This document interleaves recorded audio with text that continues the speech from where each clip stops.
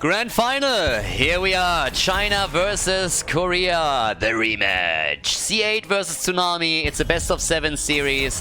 Volskaya Foundry is the first map. And C8 did so well in the winner bracket. They dropped Team Fly, first Korean team, both Korean teams by the way, with a lot of former HGC players. And Tsunami was also obliterated by them and dropped down into the losers bracket. So the two Korean teams had to fight it out between themselves who gets the chance at rematch, and Tsunami was able to win it on the final map, by the way. For a long time it looked like Team Fly would go to the grand final, but Tsunami stepped it up big time and was able to claim their way or their position in the grand final. So here we are, best of 7, Volskaya Foundry, the first map. And I'm curious if the Koreans can bring this back. Honestly, if C8 wins this, this would be the first tournament that I've seen in a long time with Korean-Chinese participation where the Koreans don't take the final. In most of these events, the Koreans had just two teams in the grand final. But now, C8 is crushing. They are crushing. Mephisto as a first pick again. Obviously, the meta is a bit different. I talked about this a lot in the previous games. So if you haven't watched those, you should probably try to catch up with them a little bit.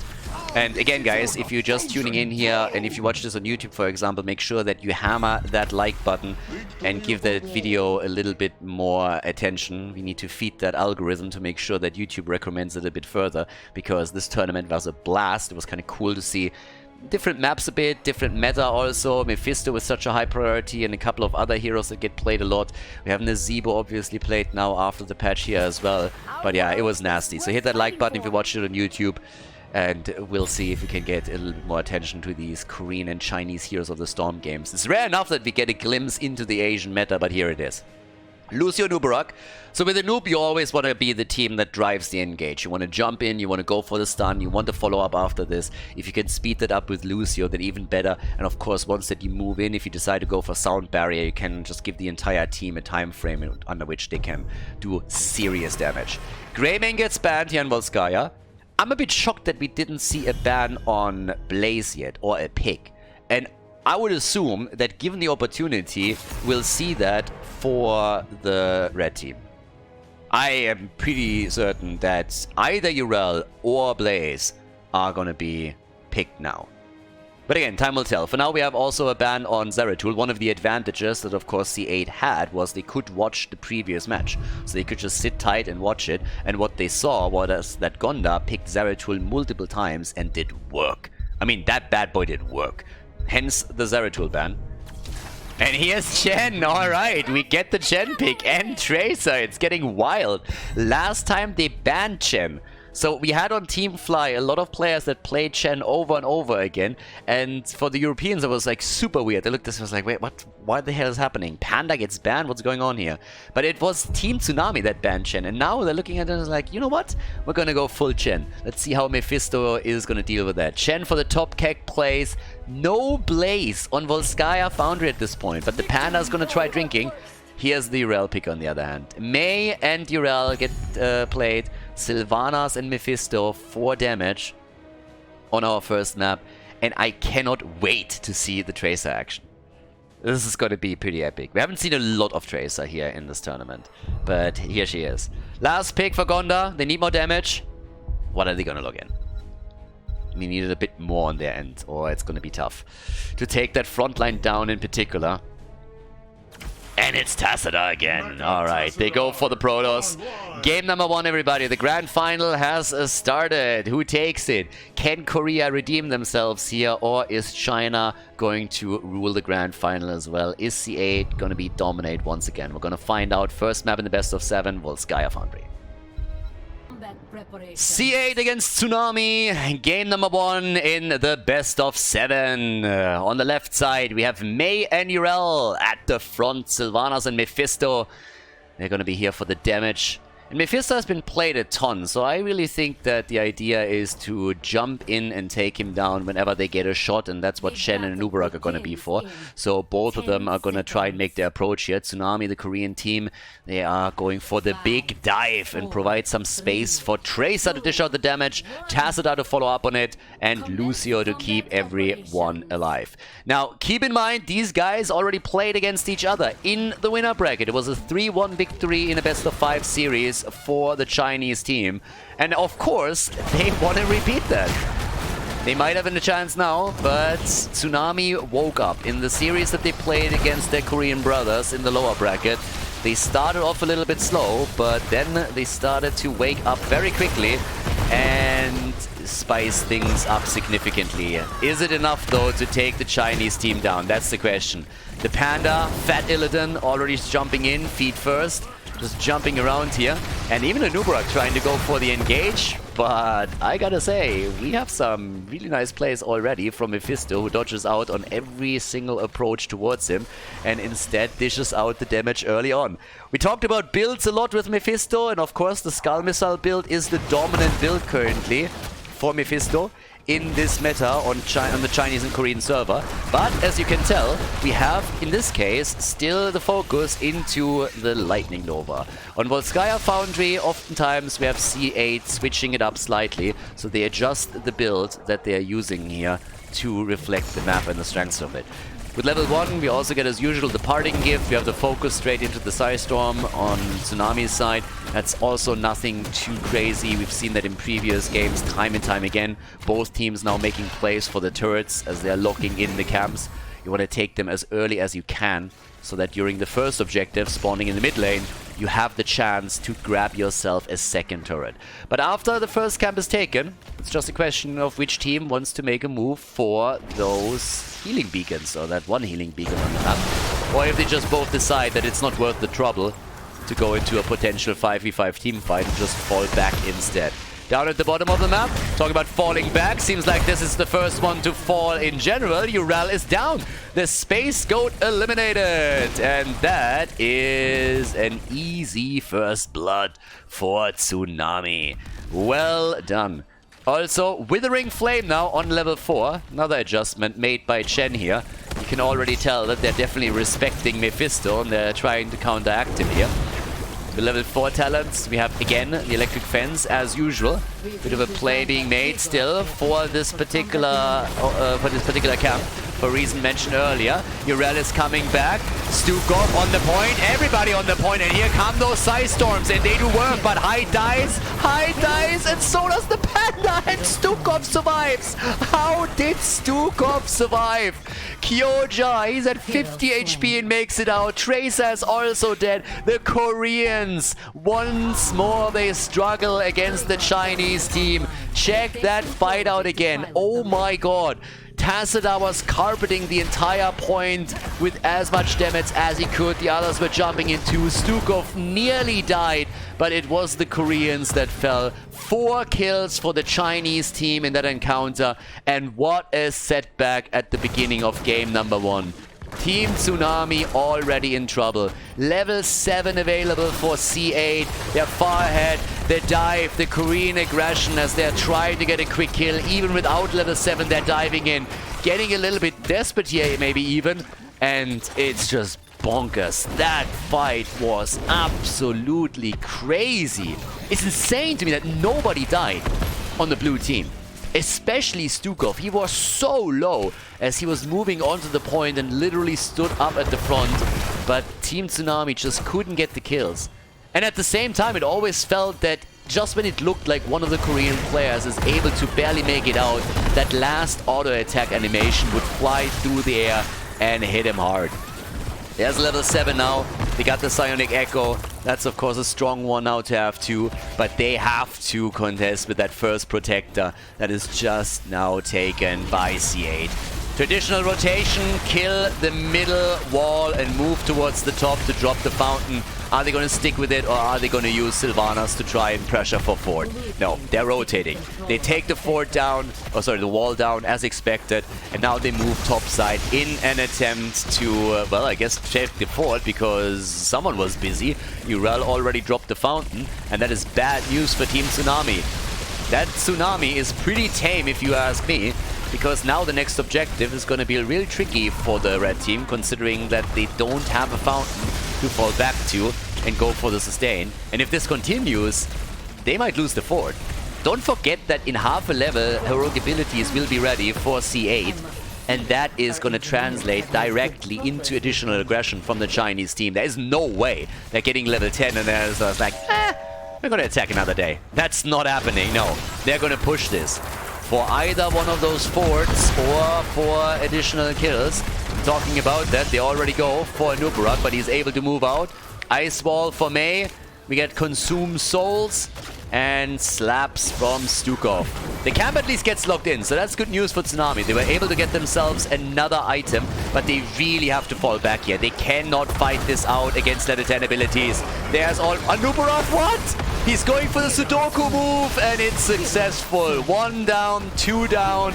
Nobody lost on the side of the Chinese teams. Hyde is still on the run, trying to escape here, and he might be able to make it out, but in the middle they lost too much. And honestly, why engage? Why engage at that moment?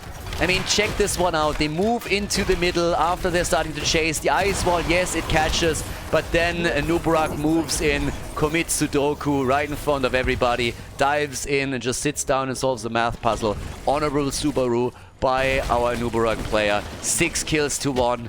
Finally, they have level 10, but it is already a huge and massive problem for the red team.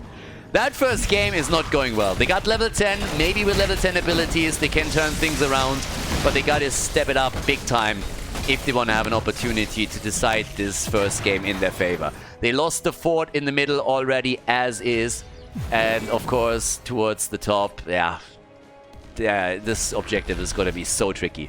Now, if they can get some isolated kills like down here, that's a different story. Already, Urel dropping the turret and popping her ult. He couldn't get the kill, but at least they baited something out. Nice for them. And now the move straight towards the mid lane. Objective is going to be announced soon, but they're still chasing heroes, thinking about making a move for Mei. And she actually helps him a little bit. Jumps in herself in an attempt to set a kill up for the team. That didn't work. And Nubarak is not hitting his stuns, but neither does Mei hit her last ice wall. So now a 5 versus 5 in the mid lane is even possible, since it really seems that Team Tsunami is desperately trying to fight, but Tacita is already up at the top. Shen moved down to the bottom. Bit of damage is being done here. And Kyoja is in trouble. Yes, there's the attack. Wailing arrow. And that... Oh, what a save. Holy shit. Wow. Yeah, Sylvanas gets out, but she was super aggressive with that move. And Kyoja, he survives all of it. And now he's able to move back, but damn son, that was so close. That was incredibly close. 6 kills to 1, and they are still pushing. Chen is also starting to come in. The Panda could go for the top keg play over here. The fort is down, and they're trying to keg it out. They're trying to keg it up, going straight for Chen. There's already the wall. The fight is there. Another ice ball hitting 2 this time. And that could be a kill, and indeed it is. Tracer down, and Nubarak is dead. They go for a hide, and it is a triple kill. The Chinese teams, everybody, they are murdering in this tournament. They go for the aggression. They don't even go for the objective. And they take the Panda down. Sylvanas is out of control. Out of control. They go for that keep. Check that fight out again. Have a look at the fight as they are taking the top keep down. That was a triple kill right there. They're starting things off with the Tracer kill. The ice wall was perfect. And Nubarak also dies, and so does Lucio. The keep has fallen, and we are only 9 minutes into the game. It's ridiculous. It is absolutely ridiculous. 10 kills to 1. China dominant in game number 1. Up at the top, they're now finally making the play for the objective. We already have 23,000 damage for Mephisto. Tracer is sitting at 20k. And wow, crazy. Yeah, I really expected Tsunami to come in with quite a bit of confidence and say, all right, guys, we made it into the grand final. We have the chance at redeeming ourselves for the loss in the winner bracket. Let's step it up. And of course, losing that big fight over the healing beacon, this could have ended differently if the blue team loses that battle and it's a different ball game. But as it stands, that happens. But even afterwards, it was just nuts. And Sylvanas, she is crushing. Sylvanas is playing so aggressive here, 22,000 damage to her name. But yeah, she's murdering.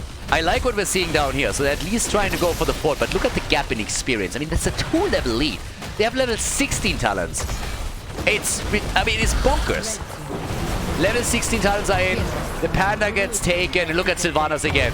1v3, no problem, baby. I mean, she is going hard. Mephisto, of course, is also crushing the numbers, but Sylvanas is just jumping around. No fucks given.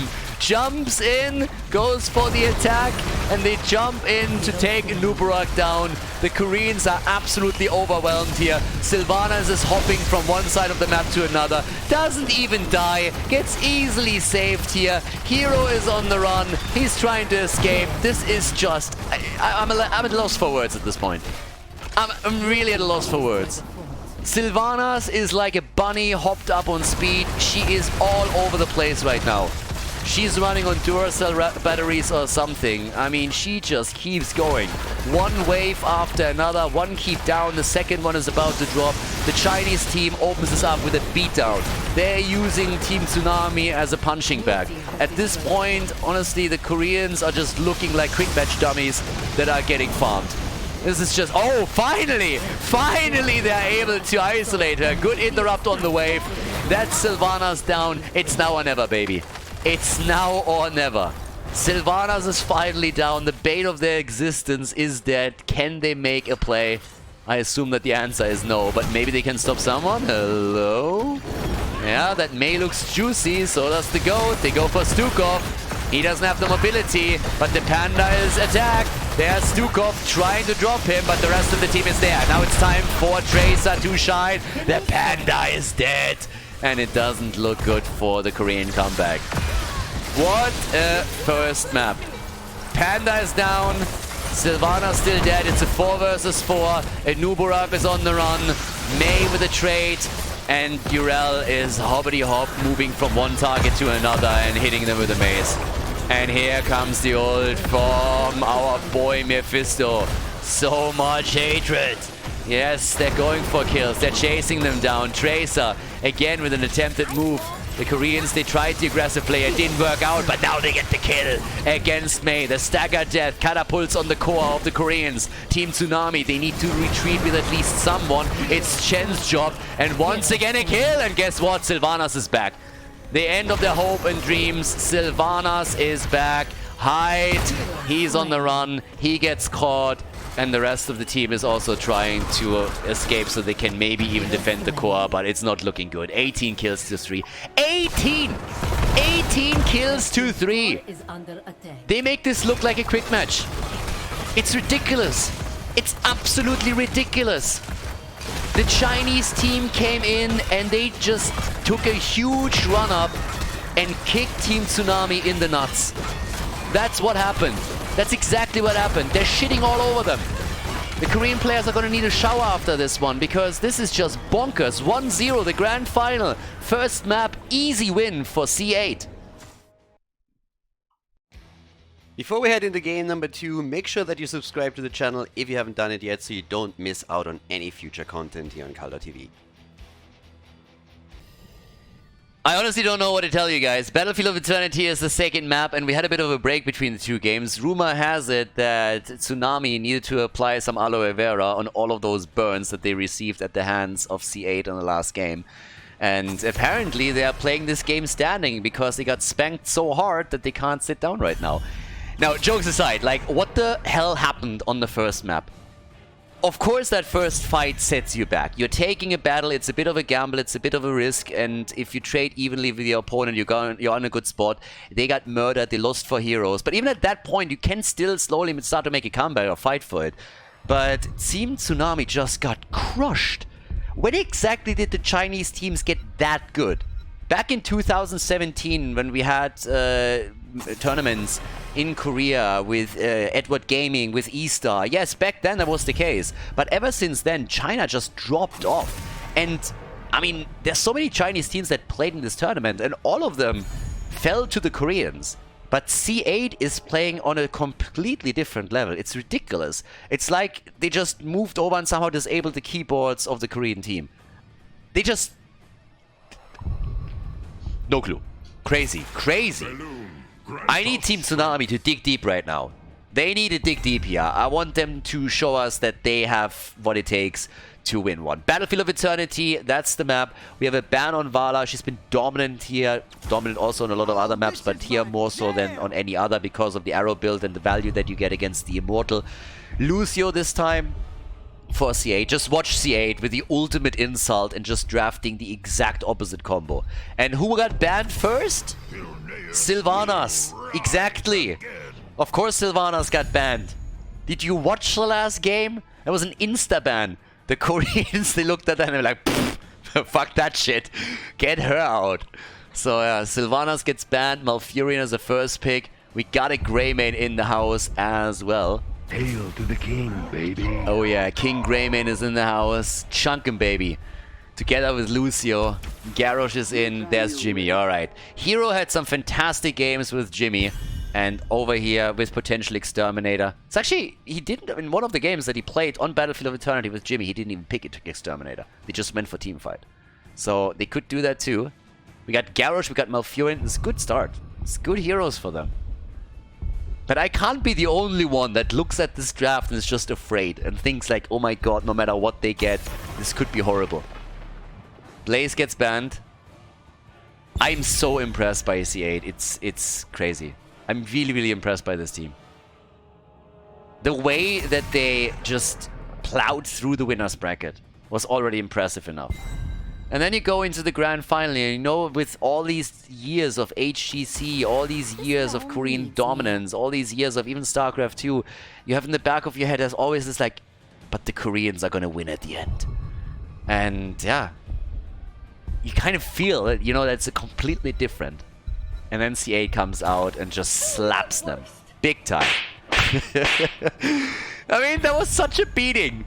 That shit isn't legal in like half the states in the US. 100%. It's crazy. Li Ming and Greymane, good setup for China. There's a lot of reset potential that they have for Li Ming. A lot of poke, good damage against the Immortal. Urel again. How are the Koreans going to counteract this? We got Hogga in the house. Alright, going full pirate for us. What do we get from Gonda?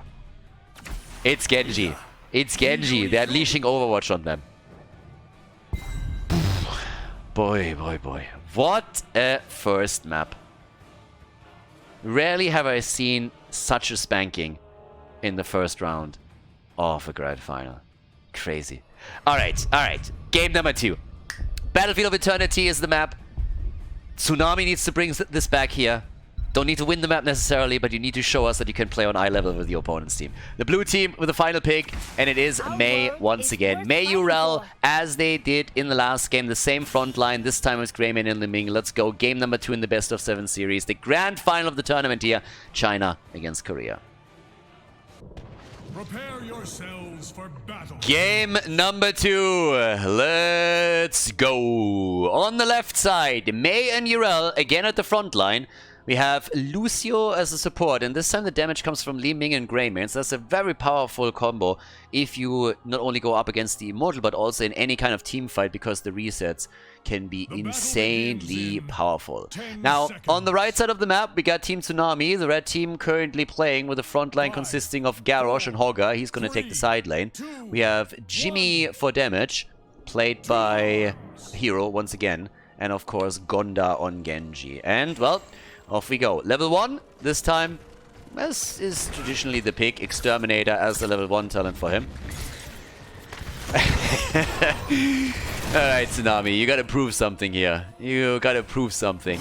I said in the winner bracket that a lot of the Korean fans are not really very forgiving. Korean fans are used to, you know, they've been spoiled a little bit.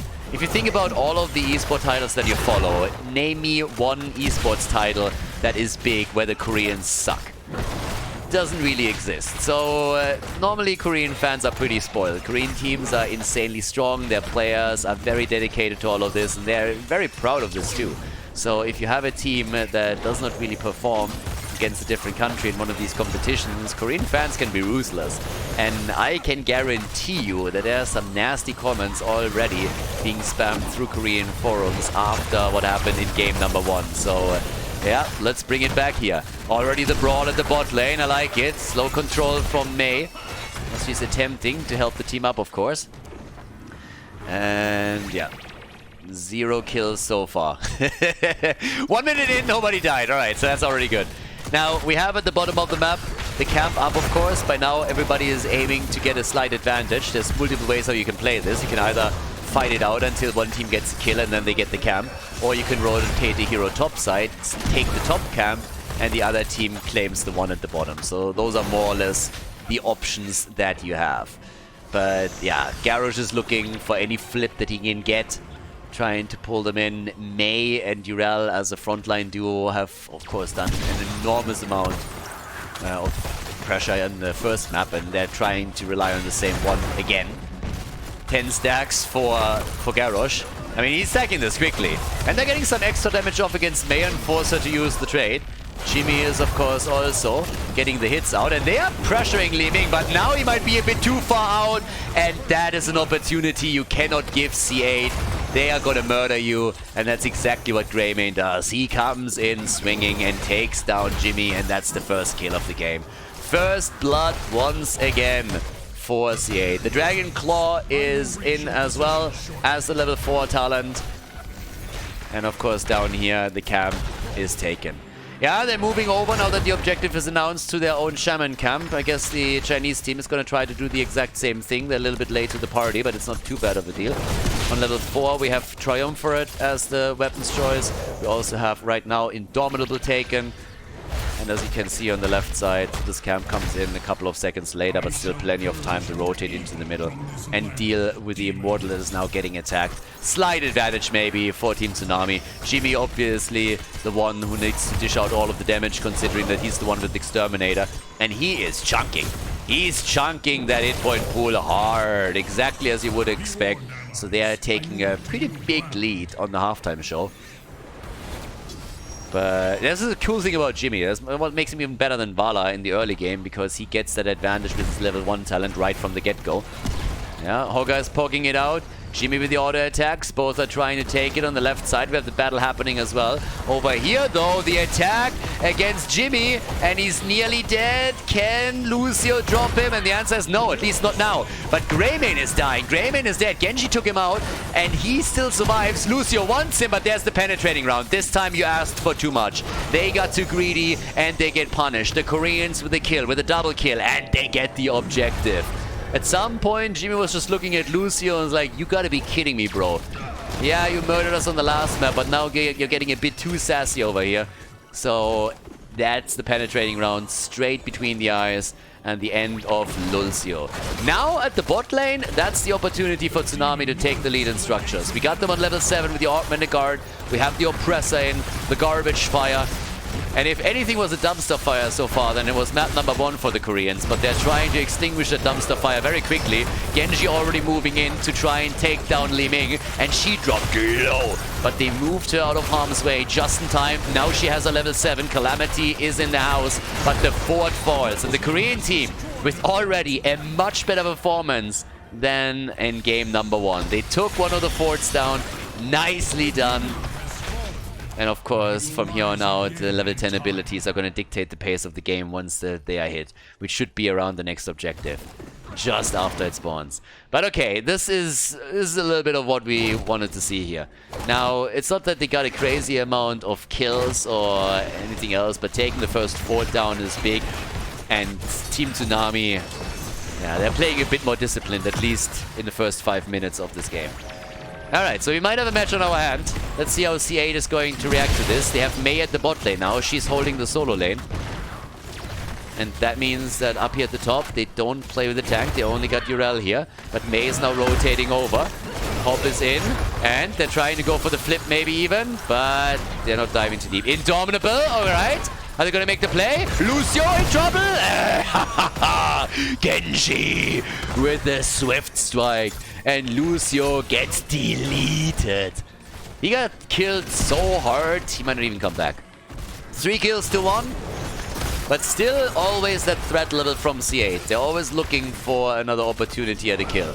And the combos of Showmaker on his Limming have been on point. Bottom of the map, still our split grave. There's actually 2 heroes currently for the blue team, which means the top lane is only being defended by 2 heroes. Lucio's making his way in, but that results in those towers taken. The entire wall is opened up, and the experience lead for Team Tsunami is there.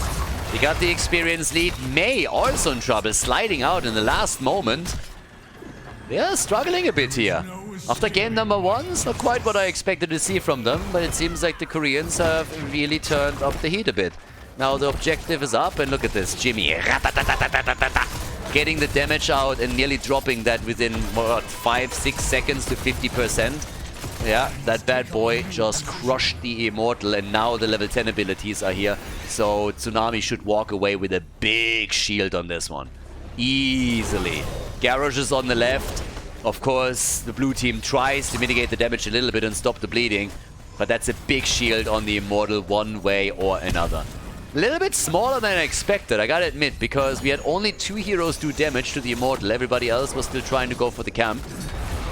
And that's going to be a big push. If you get the camp and also the Immortal roughly timed, then you can do a lot here. But still, it's 50% on the shield for the Immortal itself. We now have the level 10 abilities for the Chinese team, and that gives us the Wave of Force. We also got Go for the Throat. Ice Wall is of course in again, and the Sound Barrier. Sound Barrier for Lucio. And together with Hyperion, they are going to get this fort. Now, I'm not quite sure if Hero is even willing to use that one early, or if they feel they can take it without it. Ice Wall is not hitting anything. You know nothing, Jon Snow. That Ice Wall was nowhere near where it has to be. White Walkers are going to walk around this one quite easily. Don't even have to go over it. So that's a 4 down, and now they're going to go for the keep. And this is where we're most likely going to see... Yes, there it is, the Hyperion. Yeah, Hero launches it. They won't get the keep itself. Unlikely, but they are going to draw parts of that wall. First tower is down, gate is already gone, and now they can slowly fall back here. 3 kills to 1, big damage done. Bot lane, they're suffering some damage on their fort, but with now Hogger rolling in, he is going to annihilate that Shaman quickly. Level 10 is in, second objective is done, and the Koreans are looking much better now. They're looking much better at this point. We have them not too far, it's not like they're snowballing this.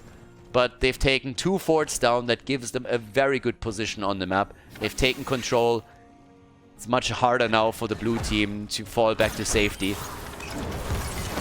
And of course, they're still trying to also close that gap in experience, because essentially we're looking at a talent advantage for Team Tsunami whenever they want it. They are closing on level 13, and given how big this gap is between the 2 teams, it will be tricky on level 16 as well. So kills are going to be very important for C8 if they want to start a comeback here. And they suffered damage at the bottom wall, they suffered damage at the top wall. So things are not really looking all that good. But with especially that combo of Li Ming and Greymane, you have so much momentum that you can build up in a team fight that it's definitely possible to bring this back. Level 13, we got the Give Me More. And level 13 obviously also has given us now the Pummel and the Nature's Swiftness. Now the next Immortal is going to pop up, and still there's a talent advantage for Tsunami that should give them at least the lead on the objective. The question is always, is the Chinese team willing to fight? Are they just trying to go for the isolation kill? Are they maybe poking around the Immortal, trying to slow it down so that they can get enough experience on the lane and catch their own level 13?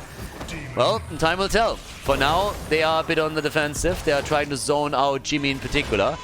Yeah, and he's getting zoned out by those stuns too. So Jimmy is the real deal here. He is the one that they need to keep away from it. But Mei is in trouble. There's Genji as he wants to go for the kill, and they should still be able to get it. But the sound barrier slows it down once again, and the ice barrier is there. They save Mei, and she rides away on the pleb horse. But the red team is, of course, now right away approaching the middle and going for the immortal damage and lock in the 50%. Yeah, well done. They couldn't get the kill against Mei, but they get the halftime show. And that's a big lead on objective number 3. Okay, looking good on this one. Now, we go for the top. And this time they're burning it down very, very rapidly. Yeah, the defense attempt is too late. This one is taken, one way or another. Can they get a kill, though? If they get a kill here, that's a different story. Then it's going to be much easier to defend against the Immortal, because if they don't get that kill, then they're going to be in deep shit. Here's the play for Garrosh. Tranquility, and he's dead as Greymane goes for the throne. But still, everybody on the blue team is still a bit low, and they might lose the hero. Genji comes in, gets the reset, tries for another one. 1 down, 2 down, they get the double kill. Lucio and Li Ming, and Mei is gonna fall. It's just a matter of time. Mei is down. And they're going for the Urel kill. They're dropping everybody, and the Immortal is already on the map and is getting angry here. Immortal at the bot lane. Hogger against Greymane. The staggered death on Urel. 7 kills, 2-2. The Korean team with so much more damage. And where does Kyoja think he's going? Alright, Kyoja got lost on the map a little bit. And yeah, that didn't really pan out the way that he intended to, I suppose. But we have nearly level 16 for Team Tsunami. I honestly think that if he doesn't die there, once that Garrosh is back with the team, they might have gone for the core. I think there was a shot that they can go for the core here.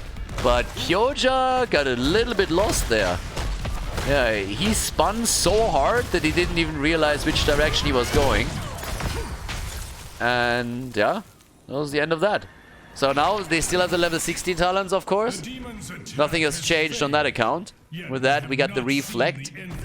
And they are making plays for the caps again. But the core suffered damage, 72%, so the Immortal definitely did work. And if not for the death of Hogger, I mean, that would have pretty much been game. They would have tried. They would have at least tried. They didn't lose a fort yet, so good for them. But the Chinese, they kept their hopes and dreams to get the 2-0 lead here alive. And are now still roaming the map. We have 23,000 damage from Greymane. He had some crazy engages. Greymane was doing well. Now, we have also the 19,000 damage on Li Ming, but you put that into relation of what we're seeing from the red team, and it just pales. 34,000 for Genji, 24,000 for Hogger, Jimmy himself on 30k too. So, yeah. Still nice moves here, but soon we're heading into level 16 versus level 16 fights, and that's really the moment where C8 could bring it back. That's why we see that engage attempt by Garrosh. They are trying to force that fight before the extra talent is ready for the blue team. In the meantime, we have a top lane fight where Gonda is going up against Urel. They're of course hoping to take that keep down too, so that they have more catapults push aggressively against the core. Did not work yet though. Trying to make another play right here. The stun attempts that we're seeing from Garrosh using the Indomitable to get out. Hogger is now moving in. Hogger coming in from behind. They're still chasing Garrosh. They're chasing the red team, but they have those forts up. Distance to safety is not a problem for them, and they have a fountain. And as we speak, this is still firing out. Bot lane is also pushing in. We're only 14 minutes into the game on the other hand, so there's no way that those catapults pose a real threat to the core. It's just too early. They might nibble a bit at the shield, but that is it. So yeah, here comes the fight. They're going for Mei again, but there's the Garrosh kill. He went too deep and he gets punished. The team wants to go for the halftime show, and they get it. And the shield is soon going to be attacked down here, but Urel moved back to deal with it. So top side, is he just going to pop the ult? Yes, that's exactly what he does. Pops the ult, loads it up, and the keep is going to take some serious damage, and the rest of the team is still attempting to save their own Immortal. Already hide with the ult, going for the Tranquility. It's a 5 versus 4, and they're trying to buy time. The Ice Wall connects with 2. They go for Hero. Jimmy, and he's dead. Jimmy is down. He's dropped, but so is the keep at the top lane. Both keeps are gone. And Genji dies too. Uh-oh. 6 to 7 kills, and the Chinese team is making their way back into the game. They take the Immortal on 50% shields, but now, of course, both lanes are pushing against them. Now Urel is here. She's gonna push this back. But as the game continues, those two lanes are going to pose a big problem. Now, what C8 has to do is they need to take forts down and they need to try and drop some keeps here so that they get catapults themselves. That has to be the first step. And they have a chance to pull that off. Genji is still missing. Jimmy isn't here either. That fort is a foregone conclusion. Without damage dealers and only melee heroes, you can't do anything here. You just can't. So now we got the push straight up through the top. Down here at the bottom, still our 1 versus 1. Urel has to stick around. And top side, they're now defending their keep. Or at least they're trying to. They still have the experience lead, by the way. Tsunami never lost it. Despite the fact that they just lost a couple of heroes. So, yeah, the shield is gone. Melee mode activated on the Immortal. Moves from ranged into melee. And they might get that keep. They should get that keep. Yeah, they will very likely get that keep. One more hit. Yeah, no. Yeah, there it is.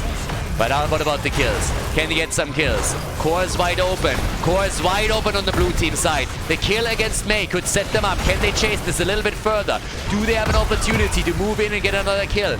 Lucio's trying to help them escape, but here comes Genji. He's trying to make his way over to the left side, chase someone else down, stop them from mounting, stop them from escaping. Additional kills would go so far for them now. Goes for the ult, but has to move back out. Garrosh wanted the flip, but Lucio stops him. Very nice disengage from C8. Really, really good. If they would have lost a few more heroes in that encounter, this is another play for Core. Now we have Sunjin. Haven't seen that in a hot minute. So, not only does the camp get stolen, but the completed level 20 is ready. They're diving down. They want the kill. They look for Li Ming. She tries the combo against Hero. Malfurion at the side provides... he doesn't get the root. At least he provided some vision for a second, but now they're focusing their attention on Urel instead. She gets stunned and pops the ult, but here comes the rest of the Chinese team. Good dodge on the combo. Calamity. Wave of Force. Once again, the Tranquility, the Ice Wall. It's a 4 versus 5. Hogger isn't there. 4 versus 5, and they're fighting it. Minions on the core of the blue team once again, but I think they're gonna lock in a few more kills here, aren't they? Li Ming is still dodging and somehow escaping. Greymane also eating dust as he's trying to go into the battle, but he can't get the kill. Holger, he is missed here. It's Garrosh that throws everybody in and out time and time again, but I think he might fall. He makes it to the fountain and is able to pop it, and here comes the hit against Li Ming, but it's stopped by Urel. Every time a hero is low, someone is finally able to hit the button, and at the end, it's Mei that dies first. What a team fight down here. Another play against the Space Gun. They're trying to go for the quick kill against Urel, and they're getting it. Urel is down. Tranquility hit again, and they're chasing them.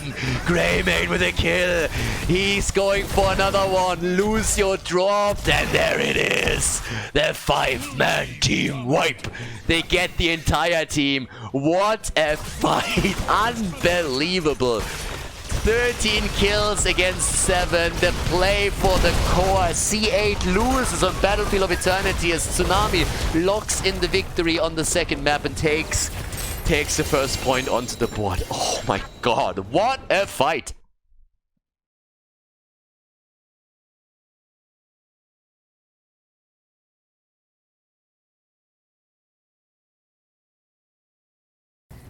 Tomb of the Spider Queen, map number 3, and the insta ban on Garrosh. Yeah, it seems that the teams are starting to figure out a bit which heroes they like and don't like on the other side. We have a very, very quick start into the draft, and it is kind of getting spicy in this series. I'm honestly happy that the Koreans were at least able to win the last map, because I was, after the first game, really afraid that this would be a 4-0 blowout. The Chinese team was so dominant, it was ridiculous, but still. Right now we're on Tomb of the Spider Queen, and we have bans on Garrosh after the last map. We see Mephisto banned, which leaves, of course, Sylvanas still open. And after game number 1, I am terrified of the Chinese Sylvanas. I promise you that some of the Korean players will have nightmares of game number 1 on Volskaya and Sylvanas just murdering everybody. So, for now, we have the Vala first pick again. They go for her once more. And they pick Mei away. So after 2 times now in a row, we've seen the Chinese pick Mei. The Koreans just say like, you know what? That's actually a really good hero. So instead of just banning her, what about we take her for ourselves? And that's what they're doing. Do we get a Sylvanas pick though? Is that something that C8 is eager to do? But yeah, this series could be so amazing. Can you imagine if we go to the 7th map, if we go all the distance here? Would be great. There she is, Sylvanas. They didn't ban her in the first rotation, so she is claimed. And together with that, we also have Muradin. The Storm Bolt into the Lurking Arm from Stukov. Chromie gets banned. Yeah, they don't want any kind of composition with like stun into Lurking Arm, especially after the virulent reaction on 13, and then Chromie just simply taking aim and killing. Yeah? Hoga also banned out. 2 of the heroes that we saw on the last map are banned by the Chinese, so they definitely respect those picks. And now, the double pick for the Korean team, for Team Tsunami. Yeah, they need to unleash that Tsunami. That Tsunami was very much so missing on map number 1. Lulcio and Leo. Okay, I like my Leoric pick. Finally, we have more Leoric. It was so weird to me at the beginning in the first few rounds. Winner bracket, loser bracket, everywhere. Nobody was picking our boy Leo. Same was true for Muradin. The first time that Muradin was played was in the previous series. Which is kind of nuts. Entire games, nothing. Not banned, not taken. But now they acknowledge the value here. Gimli gets his moment in the sun. Talking about it! Kelthas! Salami! We have Kelthas, everybody, and Malthael. Alright. Kelthas on Tomb of the Spider Queen. Mena, is it you? Oh, love it. Great, okay. So, they're mixing it up. They're mixing it up. We got Kelthas for the 3rd game. And now our last pick once again. The X Factor over here. Maiev! Yes! Also, not seen in this tournament so far. Let's go, everybody. We got Tomb of the Spider Queen. And it is C8, the Chinese team in blue, going up against the Koreans, against Team Tsunami. The series is tied, and we are headed for the 3rd map in the best of 7 series. Game number 3. Let's get the party started. Muradin and Malthael on the left side of the map. They have their Sylvanas back. The Chinese Sylvanas will be unleashed once again. Malthael and Stukov are rounding out the draft. And the Koreans on this 3rd map of the series are starting things with a pretty spicy lineup too. They took Mei away and play her with Leoric at the front line. Vala and Maiev gonna chip in most of the damage, with Maiev of course looking for those tethers, and Lucio speeding them up a bit as well. It's gonna be good. It's gonna be good. By the way, not even the Chinese are crazy enough to not take Mana Addict on level 1, so that is still the talent that we're getting here. And on top of it, we have the arrow build for Vala, even on a map like Tomb of the Spider Queen. That's the play for them. But I am hyped. I am hyped. Kelthas, Maiev, and the brawl in the middle starts immediately. Muradin in trouble, and he is dead. They're looking for the counter kill, but they can't get it. Muradin was trying to get out, but this time he couldn't make it. But this is obviously terrifying. I have no idea who that guy is. I can't read the Chinese, but him on Sylvanas on map number 1 was a nightmare. A nightmare.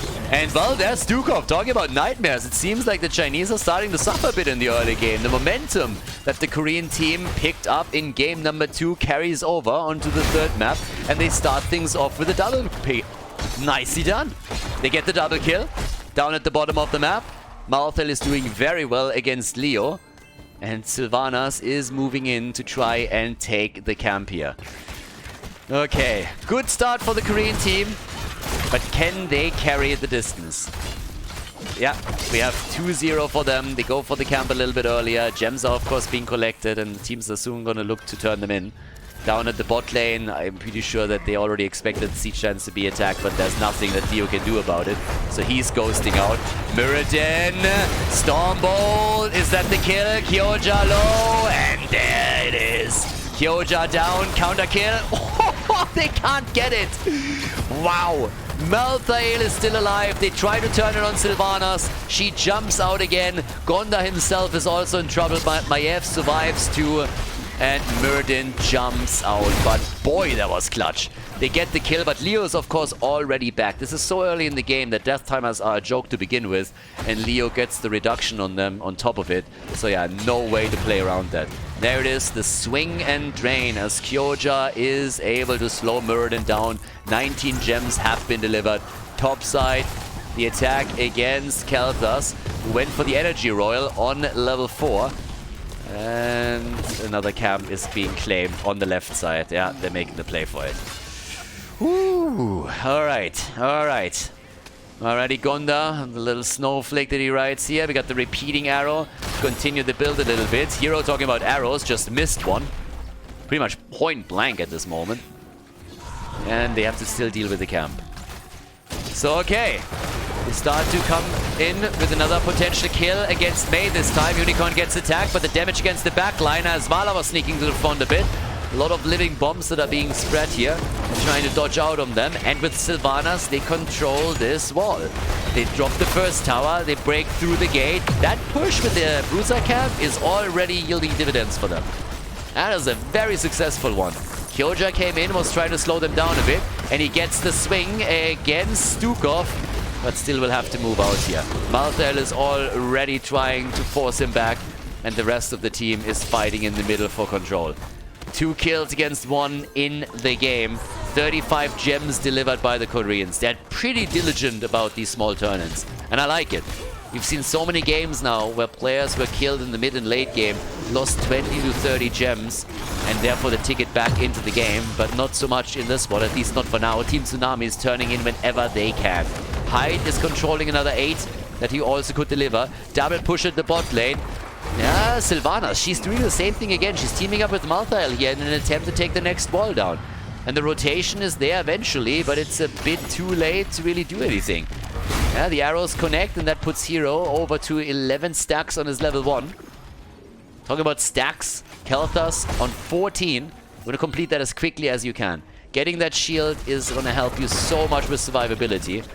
Talking about survivability, Hyde is also surviving as he's dancing away out of the fight. Still drains happening here. Sylvanas about to jump in again, gets tethered, no, in trouble, and that's the kill. Sylvanas down. Maiev, Korea, they're going for another big hit. Once again, it's Myrddin that's the target of the red team, but they cannot drop him. He moves through the gate, but there's turn-in potential now aplenty for Team Tsunami. They interrupt of Khaldor. He's trying it once more. Leo is already at the bottom of the map. The energy roll is being dodged out on. And Maiev is pressuring topside now. Yeah, Hero could farm a few more arrows, maybe in the middle. They're trying to create the space for Mei. 47. They only need 3. They only need 3 gems to complete the first turn in and get the objective. Looking for more kills in the middle. Sylvanas is back to business. Hyde playing it out on the turn-in point. And Malthael is sitting down at the bottom. They're guarding both of them. They haven't turned a single gem in. C8 has not turned a single gem in this game. Not one. They hold 70, but that doesn't mean anything.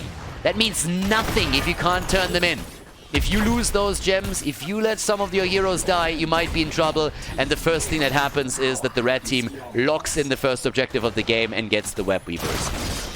Now the push, maybe through the middle, maybe through the bottom. They need to try and do some damage here. Early level 10 would go a long way now to push with this. They're trying to farm the experience. They have another wave at the top. And guess where my effort's headed? Exactly. They want to get the level 10, even if it's a small window. If they can force and engage in a 10-second window, in a 15-second window, with heroic abilities, they might be able to push this. And the Chinese, they know about it. Look at Showmaker, he has 23 gems. He needs to be super careful. There it is. Is the ice wall going to get dropped? Yes or no? They're looking for an approach, but C8 is falling back behind the fort. They're letting the damage happen. They know they cannot approach this. They need to wait for their own heroics, and they're going to drop any second now. But the fort is suffering, and it will fall. There's the level 10. They finally have it, but the fort is down. And uh-oh, team, that's 31 gems. That's 31 gems. 31 tormented souls, and he dies. Malthael is down. 31 gems are lost. They're guarding them, making sure that nobody can move in, and they get even more damage. The Korean team with a big step towards a potential victory in game number 3. They take Malthael down. He gets caught by the rotation, completely blindsided. Should have known that that was possible after what happened in the mid lane. And that hurt. And that hurt a lot. That's 61 gems that they're still holding, but that's so many gems that just went down the drain that it's going to be real tough for them to catch up here. Not impossible, but definitely an uphill battle. They're trying for the turn-in now, and here's the interrupt. So the Koreans are trying to delay this as best they can. And one of the reasons is that this is going to drop another fort at the bottom, given a bit of time. They need to rotate someone down, and they're currently trying to do exactly that. They're moving Sylvanas down to the bottom of the map. But guys, guess what? It's too little too late. The fort is down, and that's the second one that falls. Camp taken. The Bruiser camp claimed in the middle of the map. The Koreans go for another pressure play. 18,000 damage on Vala. Malthael, 21,000, farming the damage there earlier. Again, the engage at the top. They got the Entomb, Ice Wall. It doesn't hit Kel'Thas, but they go for Mirrodin. Mirrodin, he gets drained and he hops out, but there's the disc. The disc and the Entomb, and he already hopped. How many hop, baby? Can they get the kill? They need the damage, but they don't have it. They tried for Sylvanas, and the arrows nearly dropped her, but she still survives. But there's the potential for a double turn-in. Mirrodin, tethered. And there's again the Rain of Vengeance from Vala in an attempt to get more CC stacked upon him. Turn-in attempt from Hero, also unsuccessful. Camp in the middle, still pushing. 12 to 12, nearly 13 on the board for Team Tsunami. They want the additional talent, they want the lead, they want the double turn-in. They want to crush this, they want to build up all the momentum that they need to make this a 2-1 lead in the series. 37 gems delivered. They are 18 short of getting the second wave, and Lucio is turning in another 16. Hero is on the move, he holds 9, and they're making the play with the level 13 talents. Nobody's guarding the bottom, and that is it. Rat Web Weavers are descending once again. The Korean team, they have the momentum now. They got no momentum. 21 stacks for Vala, 25 for Kel'Thas. And the pressures through the middle. The walls opened up here, trying to deny even more vision. Only one fort standing up at the top. The Chinese, they are going to get their level 13. C8, they're going to play defensive here. They still haven't turned in with Kel'Thas. Still a problem for them. If they can turn in with that, then that would at least make his life a little bit safer. But he is a prime target at this point for Tsunami. If they can kill even more heroes that hold this many gems, that would just be amazing. They try to go with a disc for Malthael. The defense is there. They go for the big slap. Are we going to get any kills here? No, we don't. But the damage is ready. Top side, Leo. He's going to go up against our boy Kel'Thas, who went Pyroblast, by the way, in case he didn't catch it yet. He went for the Pyro, which hasn't done anything for him yet. But they are now struggling to keep at the bot lane in play. Mid lane gets attacked. This one is suffering too. At the top, the fort is obviously Gonzo. And off we go. The push through the bottom. The wall is open. They keep taking damage. They're trying to go for the kill. They're trying to go for Mirrodin. He's dropping a little bit low. Leo is on the way. He has the Entomb, but they have to be careful that they're going in too deep. And they got to retreat here. You got to be cautious at this point. Overextending would be a problem here. You gotta be careful. You gotta make sure that you don't go too hard, too YOLO, or you might get punished. Half a level until they hit 16, and the goal is to soak experience. Get that talent, and run with it. And for C8, they need to push now. They need to try and force that fight before level 16 is ready, but it's difficult for them. They're trying, but they can't really make it work. Sylvanas had to move down to the bottom of the map to defend again. We have her at 19,000 damage. They're trying for a turn-in of their own now. They got 110 gems. It's nowhere near to what Tsunami has, but it's enough for a double turn-in. And they're trying to go for the kill now. But they get entombed. The entomb and the kill. The support is gone. The living bombs didn't do enough. Maiev, can Gonda escape? C8, they go for the kill and they get it. C8, they're chasing. They want the second and they get it too. Sylvanas and Kel'Thas. And there it is. The hit. And nothing was done. No damage. No value Pyroblast. But the Stormbolt and the follow-up, that's more than enough. And now the gems are getting dropped on the other side. They try to recover a few of them. Hyde is on the run. Can they maybe even get Khaldor? They're all so low. The entire lineup of the blue team is so low again, but nobody dies, and then everybody does. They get Sylvanas. They get Khaldor. The double kill. Hyde with the gems. He dodges the Stormbolt. Hyde on the run. And oh my god. He's channeling his inner Flash and is just speeding through them. Hyde with the big plays here. And of course, we are going to take another look at it. The blue team still gets the turn in, but look at this. Everyone is so low. And it's Hyde that just says, I don't give a shit. I'm going to rock them all. He moves in, gets the double kill with the help of Leo. 4 kills to 7. What a series. The seething hatred on 16. Both teams now with even talents. What a fight. Game 3 of the best of 7, guys. Game number 3. What an awesome series. This is the grand final that we've been looking for. Already. They try. Nah, they're gonna fall back here. Nah. Oh, and here comes again Sylvanas. I'm still terrified of that player. Sylvanas, she just rocked them in game number 1. Every single time I see one of those Haunted Waves, it's just, oh my god, what is she gonna do now? She died twice, but she has the top damage now on the red team, on the blue team. And of course, here comes the push at the bottom. They try to go for Leo. Leo locked down, and they get the kill. China unleashing all that fury. And they take not only the kill, they take the fort. The other lanes were already defended against. But they still can push this a little bit further. And let's not forget, guys, they got enough for another turn-in. That was the first turn-in that they got in this game. Maiev, she pushed the top out and then Hearthstone backed. Obviously, Leo is going to be back soon, TM. But now it's a question of whether or not you can guard those turn-in points again. Both teams have a turn-in ability. Both of them. Yeah, both have an opportunity to maybe go and get another Weaver wave. And Kyoja is already falling a little bit low here. But the attack is coming. Muradin with 31. 31 gems on Muradin. He is rocking that front line. Jumping in. The Stormbolt misses. The Ice Wall with the double connect.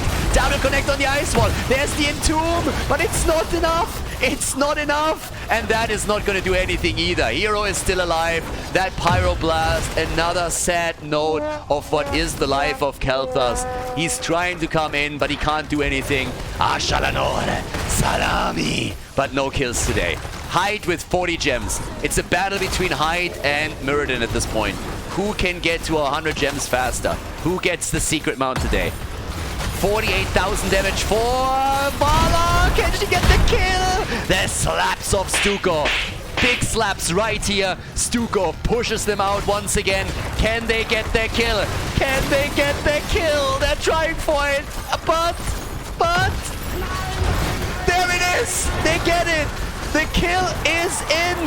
Finally, Muradin is dead! The gems being recovered! Malthael has 69! The Ice Wall trying to isolate him! Tormented Souls! Kyoja low! They go for him! Malthael is in deep shit now!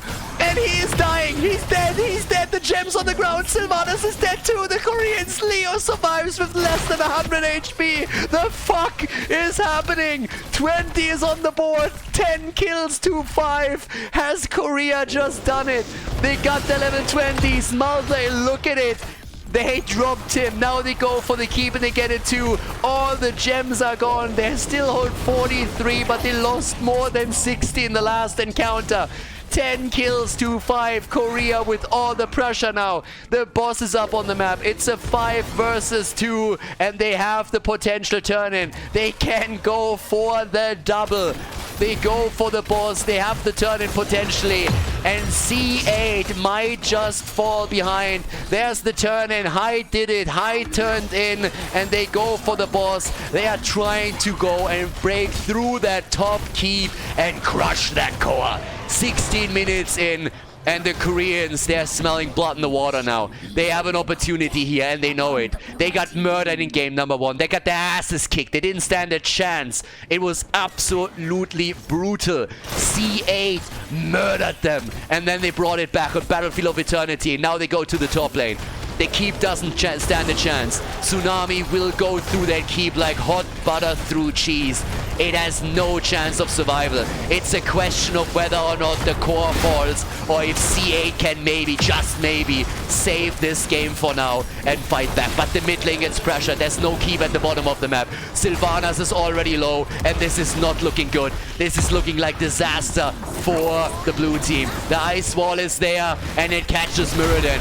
Here comes the attack. Vala needs to be careful. They're getting the damage out. And that's the kill against Sylvanas, and that just has to be game. That just has to be game right now, right here. The core is falling. 12 kills, 2-5. China is fighting heart and soul, tooth and nail, trying to stay in this game, but it's impossible. 2-1. Korea takes the lead in the best of 7.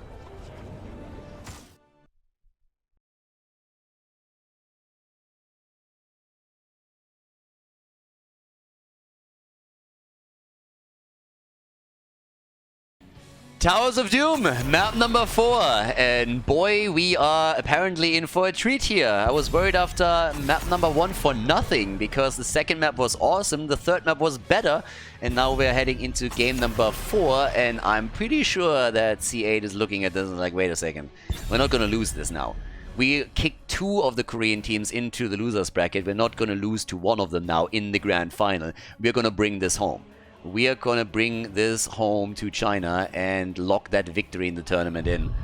Potentially 4 more maps, and I would be on board for every single one of them.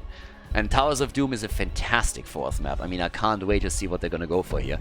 Diablo and Garrosh both banned out. And now the Chromie ban, which means that Sylvanas is open. And, I mean, there's a lot up at this point. So pretty much, Urel, if you want to take her again, is up. Stuko first gets taken. This could get spicy. This could get really spicy, because a lot of the power picks that we've seen in the first 3 games on both teams' side are all still available. So, yeah. The Vala ban, fair enough. Vala was banned out. He did a lot of work with Vala on the last one. But now Mei is still open and likely going to be taken by C8. They love to play with their Mei. They like to go into Urel in this series. Mei, therefore, stolen again. Oh, they're going full Overwatch. It's dangerous, guys. If you go full Overwatch, then yeah, it's gonna be spicy. But what a series so far, seriously. What a series. Absolutely hyped. Again, if you watch this on YouTube, hit that like button, slam that thing hard, and make sure that the algorithm is promoting this video a little bit more, because that's definitely a series that a lot more people have to watch, especially if they're not really used to the Chinese and the Korean meta. So yeah, hit that like button and hit it hard.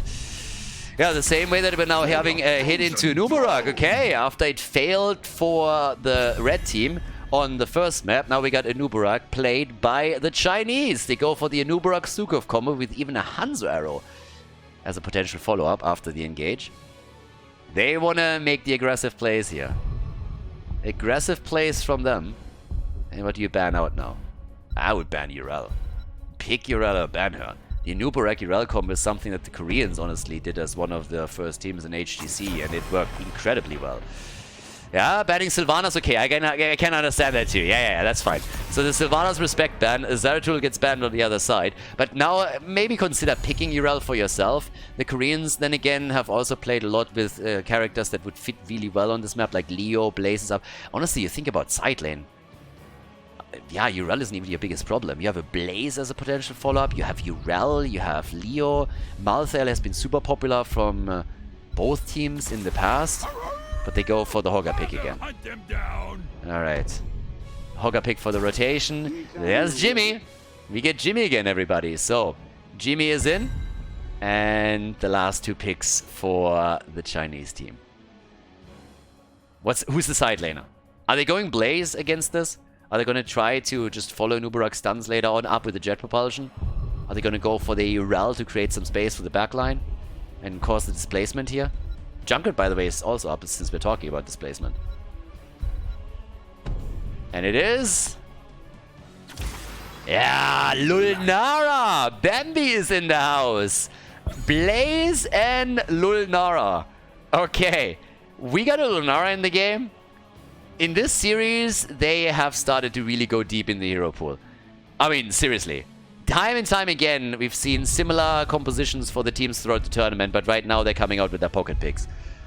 Blaze as a follow-up on Nuburak, and we get Lunara. It's Bambi time. Bambi time in game number 4, and Maiev again. Alright, let's go. Towers of Doom, Maiev is in game number 4. The Koreans are in the lead. The Chinese are not happy about it. They're trying to tie the series again. Can they pull it off, or will Tsunami pull ahead? We'll figure it out now on Towers of Doom. Prepare yourself for battle. Lunara is in. We got Bambi in the house, everybody. Together with Hanzo, she's gonna try and go for the damage. We got Stuk of Blaze and Nuburak. And on the right side, it's Team Tsunami. The Koreans have taken the lead. They did. Gonda again on Maiev. We also have Hoga plus Mei with Lucio as the support, trying to speed up those rotations a bit on top of it too. And of course, as you can tell, it is Reina. Jimmy once again. 2, 1. This is gonna be great. This is gonna be really awesome. No globals, no Dehaka, no Brightwing, no Falstad, heroes that you would see in the West a lot. He went with a veteran marksman a couple of times already. So there's that, one of the Gambit talents too. So we'll see how many times he dies. That's going to be important. He has 4 stacks in total. So he needs to try and stay alive a little bit more. But again, as he is going to die eventually, he's most likely also going to start to stack up his quest talent a bit more. So that's an interesting one. Let's see what he can do. We've seen this once and with great success from them. Lunara, of course, with the damage over time over here. And let's see what Bambi can pull off. Every single time I see that hero, I am reminded of the fact that I was totally wrong on Bambi. I mean, this is one of those movies you watch when you're a kid, and I always thought that Bambi was a girl. And then I continued to just call Lunara Bambi time and time again until someone said, like, you do know that Bambi was actually, like, male, right? And I'm like, the fuck are you talking about? And it's like, don't you remember that scene at the end of the movie when he turns into this beautiful stack? And I'm like, I do remember that. And I was like, oh shit. So yeah, for some of you out there, that might be a surprise as well. And others might be thinking, like, why did you doofus think that Bambi was a girl? But anyways, I'm still going to continue to call her Bambi, so yeah. Anyway, we got this level 3 already in. And down at the bottom of the map, there's our 2 pumpkin camps. Nobody made an aggressive move for the pumpkin camp, but they are definitely going to try and prevent them from hitting their structures. So off we go. Bambi is still missing, busy in the middle. And down here, well, there's the kill. Hanzo is down. Hanzo gets annihilated, and that's the first kill in the game. Hanzo is as dead as Bambi's mother. As dead as HGC. Too soon? I'm sorry. And she's dead too! Take that! It's hunting season. The deer went down. Bambi is dead, Hanzo is dead, the damage dealer is gone. What's happening? Tsunami is unleashing all that pressure all of a sudden. It seems like game number 1 was really a wake-up call for them. It really seems that way. So, right now, 0 kills, 2-2. We have topside, Kyoja still locked into that 1 versus 1 against Blaze. Now that the triple altar phase is up, there's obviously a lead in the experience for Tsunami. As long as they don't hit level 7, that's not going to play too big of a role. But they are looking for the next kill. And Nuburak then again, with a very, very nice stun, shuts that down very early on. Lunara is still lulling around in the mid lane. And yeah, he's trying for an interrupt, but that didn't hit. Kyoja is a bit low. He will need assistance at some point too. And of course, in the mid lane, Lunara is already getting a bit annoyed by Maiev, who's looking for a good tether to potentially get a hit in. Yeah, they need to interrupt. Top left, top right, usually channel. The teams are not making a play for it at all. Instead, there's... yeah, okay, there we go. Kyoja, 1, and the other one on the left side. But what about a Nuburak? Can he get this one? Nah. Nah, 4 shots gets exchanged, and as usual, we have the play for the 3rd one. Siphoning Toxin is in on level 4, but took this a little bit late. We still have level 7, very close for Team Tsunami, so they're going to try and delay this a bit further until they have the next talent and can then use that advantage. 11 stacks by now for Jimmy, by the way. And here we have the talents kicking in, with Jimmy going into Fuel the Rush and the Bonds of Corruption. And he's trying to corrupt Lunara. Yeah, maybe a kill here. Level 7 on each side in just a moment. 2 kills to 0, but it's all about the altars at this point. Yeah, Maiev is coming in from the top. Can they get the tether? Hanzo needs to be careful. He's not the only one, though. The tether is in. Anubarak gets attacked, and he dives back out. Dives back out here just as the blue team locks in their level 7 talents. And they are going for the pumpkin camp.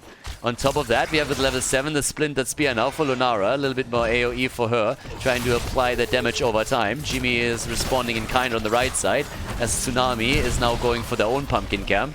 But nobody has taken this altar yet. They're still waiting this one out. Yeah, pumpkin's taken. One team each. Anubarak. And it's always Maiev that you have to watch out for. If Maiev gets a lock on anybody in that backline, she could do a lot here.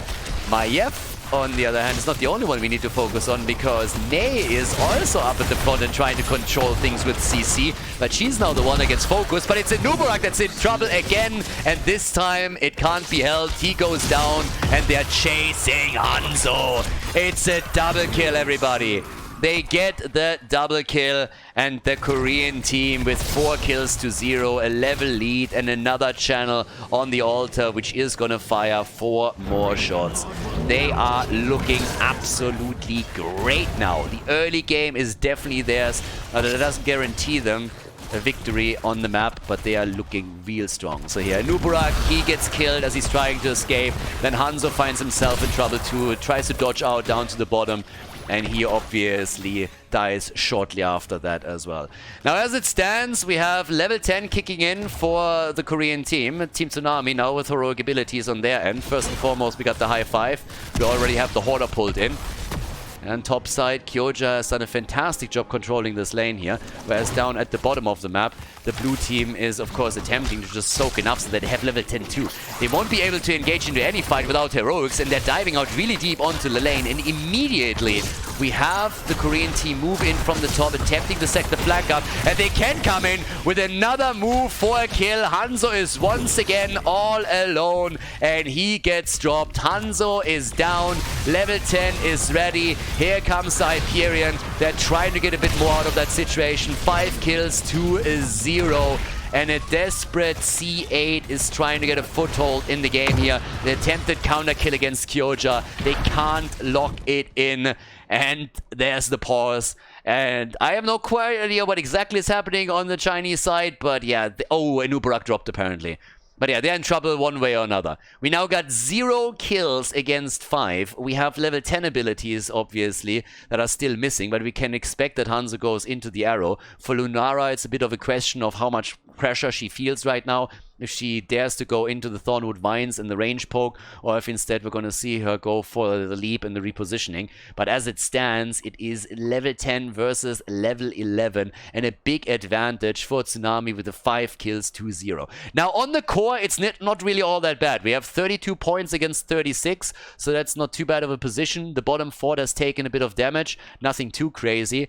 And in regards to the damage output, I mean, Hanzo is not doing too bad. He did 20,000 damage, but he died 3 times. They're time and time again trying to go for him and drop him.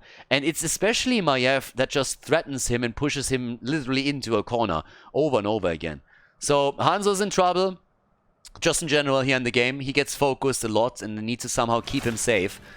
But now that we are back to business, we'll see if they are able to give him a little bit more space, create enough space there to make some place for him. Because right now, they need some way of clawing their way back here. A good arrow from Hanzo would of course help. Lunara decides to go for leap.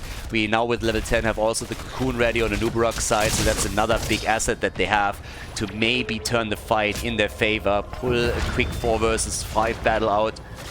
But they got flanked so many times, and it's again the control that Mei gives you plus Maiev, and Gonda is going for it again. He's hitting it. He's hitting the disc. Can they follow up? There's the tether attempt. Mei, the wall, the tether, and they force them into battle. But Anubarak responded with a cocoon and shut down the damage dealer. The 22 stacks on the side of Hero did not increase. He gets interrupted on the channel. 1 altar was already taken out of the 2.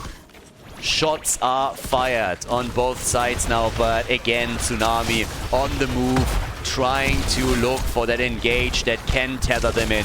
Especially the backline has suffered on C8 side. But now they go for the channel. They want to tie this up. Well, they want to get ahead. They tied it up right now, and they're getting ahead. They get the channel. They haven't gotten a single kill yet, but they are ahead on points on the core. Nicely done. Good for them. But again, a problem apparently. Yeah, Nubarak died once again. So it seems like that we have some more severe connection issues on their frontliner. And Hanzo was affected the last time as well. So this time that's not the case. But I gotta admit that if they have real bad connection issues with the Nubarak now, it couldn't have come at a worse time in the series. Because we have a 2-1 lead for Team Tsunami. And this is still a best of 7. So just imagine if they now have so much trouble with the Nubarak's connection that they lose this one. Then all of a sudden Tsunami would be in the driver's seat with 3 potential match points. And that would be a disastrous situation for the blue team. So they have to fix whatever it is here. He already disconnected once. This is the second time now. We have 25 stacks for Jimmy, by the way, at this point. So not really as many brawly situations as he would probably have liked to stack this even further. But he's still sitting at 18,000 damage, which puts him into the top position on the red team. Now, it doesn't come really as a big surprise if you consider that he's also the only range damage dealer. So there's that. But still. Now, when it comes to core, 32 against 28, this is always a map that will be decided in the late game. You can do a lot here. But just looking at those openings, mid lane, this got all taken down. Up at the top lane, pretty much everything is still intact. So structurally, there's not too much that has been done. And with the ban on Sylvanas, I also don't really expect that one team can drive it home too crazily. Maybe Lunara has a bit of an edge here, given that she can use the asset. When you look at the minion experience, it's also pretty transparent that the soak is, I mean, identical at this point. The whole experience gap that we see between the two of them is mainly from the passive experience, from the structural experience, my bad, and the hero experience. That's where most of this comes from. And the gap isn't really big enough to make it a big problem in the long run yet. A level 13 advantage is going to give you a slight edge, but unless you are able to force a fight around it, I don't really think it's going to be a big deal.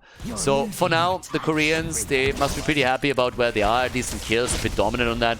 If they can continue that throughout the mid and late game, then as the death timers increase, they will also automatically get more map control. But at least for now, the Chinese team is slightly ahead in points on the core and is generally doing okay here. So at this point, we have 11 stacks for Hogger. Both of them are still looking for these easy kills. Top side, we got also Blaze push this out, and Hogger is a bit late to the party there. If he wants to catch that experience, he needs to make a move for it. Level 13 is ready for them, so yeah, he's already going up to the top. He will be there in time to catch the experience. Camp begins camp at the bottom of the map, as they are now trying to get the pumpkins connected with the bell tower, which would drop this one. But the minion wave is there to stop it, and they're just poking it out from a distance. Maiev is there again with the tether. And it's some damage, but it's not enough to seriously threaten him. The Ice Wall, on the other hand, might set them up again. Well, we're hoping for the backline, I suppose. But that's just the attempt to get a fight on level 13. And now that the Chinese team also has level 13, there's that. By the way, I just have to put this out here real quickly. Nubarak is a Korean player, so it's not like it's a full Chinese team. And we have seen players on each team, a little bit of a swap, but the majority is still Chinese, so that's where that comes from. Over and over, by the way, we see these plays, and this has happened on Battlefield of Eternity, but just getting the Hyperion out to get these shots in against the structures, and eventually that is going to drop the bell tower, of course, too. So he's totally willing to use that cooldown to just damage the bell tower at the bot lane, and doesn't necessarily save it up for a big team fight. That's something that we've seen now multiple times from Hero, and it's something that we should also point out here. 30 stacks for Jimmy, so he is getting a bit farther ahead here now that we have more of these fights. Nubarak has to dive out, but those are cooldowns that are always getting swapped between the two of them now. And the next altar, the current one, is a single altar on the map. So which team is going to take it? Oh, the arrow! And the beautiful follow-up from Stuko, but it doesn't seem to be enough. Hero is able to walk out, Jimmy is still alive. And Maiev controlled the backline well enough to zone out Hanzo and not allow him to get even more damage in. He's tapping the fountain and re-engaging into the battle. Nobody has fallen yet, but Jimmy is low and he's dead. These re-engages with no HP cost them multiple games already, and they are once more getting a bit too greedy. He taps the fountain and moves in, but his effective hit points are not enough. It's a poke from Hanzo and a little bit of damage from Blaze. That's plenty to take him down. And without Jimmy, they are of course now fighting an uphill battle. They're down in numbers. It's a 4v5 as C8 sees an opportunity to take some of these structures down and gain a bit of map control. They could also attempt to steal away the pumpkin camp, but yeah, Jimmy is already back. We're only 11 minutes in, so the death timer is still low. But that is the first kill. First kill for C8. So yeah, congratulations. Nicely done. They get at least kill number 1 in. Got their own pumpkin camp, and now they're contesting this one on the right side. Still a half-level lead for Tsunami. Ice Wall is hitting nothing, but it zones them out, so now the camp is taken. You look at the core points, C8 has now taken a significant lead. 32 against 24. That's 2 altars that we're talking about here. Oh, good dodge. The disc thrown out by Maiev, and then Nubrak dodges it with his burrow charge. Easy dodge by him. Now we go for the fight again. They're trying to turn it here. Maiev is dead. Maiev is dead, and they are pushing that bot lane. They got the pumpkins. They got a chance to drop that wall. Level 16 is ready for Tsunami, but that's not going to be enough to turn the tide. Yeah. Definitely not. Not for now. Especially since C8 is about to hit their next talent too. And there it is. Well done. Well done. And now, of course, the altar is up. Alright, well, Maiev is still missing. Let's take another look at that fight. Keep an eye on Nubarak and Maiev and the disc attempt. So here's that battle. Maiev wants the disc. She tries to throw it out, and then as it's on the fly, Nubarak dodges with a quick move onto the left side. Nicely done, preventing the worst, and that led to a kill later on against Maiev herself. Now the altar is up. Maiev talking about her, by the way. She's back to business. She's back here, and now they're making a play for the bottom altar. C8, that is, and they are getting it. Yeah, they're dropping them low and lower. 32 points against 20, now that the 4 shots connect. Well done. Well played, and even more poke with Lunara in particular against the bottom bell tower. He could get the kill here, maybe. Stukov, and he gets out. The Hoarder pulled. Hanzo disked again, and can they kill him? They're trying, but the poke is not enough. Hogger was aiming for the kill, but he couldn't lock it in. 2 kills to 5, and the constant pressure now at the bot lane. The Chinese team, they want that bell tower. Let's not forget that the bell tower on the bottom left on the blue team side is also incredibly low. So just assume for a moment that Tsunami is able to make their way over there. It would drop within seconds. Now, 17 versus 17, we're dead even in experience, dead even in talents. 42 stacks for Jimmy, by the way. So he is getting a bit more. And for now, we also have 40,000 damage on his side. Now, granted, Hanzo, he's a bit higher. A lot of the poke damage that he has, but of course a lot of what Jimmy provides is the single target damage. That really matters for them right now. The next objective is going to be the triple altar phase. And if they get the conversion down here, that would be a huge potential to make things really dangerous for Team Tsunami. And maybe start a victory on this 4th map. They're already jumping out though. And the attack, and Nubarak, the carapace, and 12 hit points! 12 hit points! He cocoons Maiev, and they're looking to kill her. Everybody else is low already. Maiev is on the run. She's likely gonna fall. Maiev is dead. Hyde gets dropped. That's too much damage. Everybody dead and dying, including Hogger. Reyna is dead. 5-man team wipe. And they take all of them. They could take the bell tower here. Guys, they have such an amazing position now. This is going to be a triple altar phase that they're completely locking in. That team fight, everybody just got popped. Everybody gets popped in this one. 5 shots already fired. The channel on the top right, channel on the top left, they delayed. They won the game. That's game. That's game. They have it. They have it. They did some quick math, and there it is. The shots are in. 10 points. They go for the boss. That in and of itself, no, it's 1 point. They need another one. No, the pumpkins made it through. That's it. That's it. The series is tied. We go to game 5, everybody. C8 with a victory on Towers of Doom.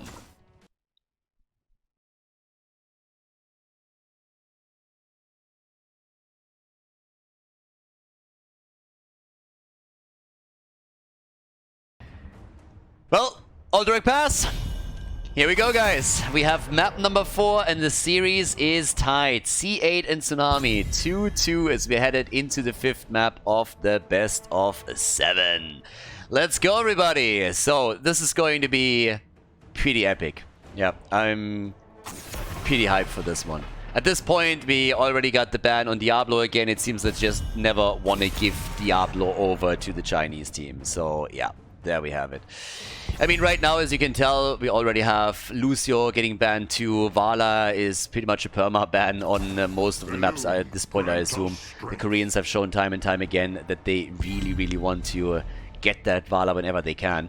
With now also the first pick, first ban on the side of Team Tsunami, the Chinese team has decided that they are banning Stukov out. That's pretty much the battle that you have going on the entire time. It's just a question of what you prioritize the most, but obviously these bans shift a lot depending on which team has first pick.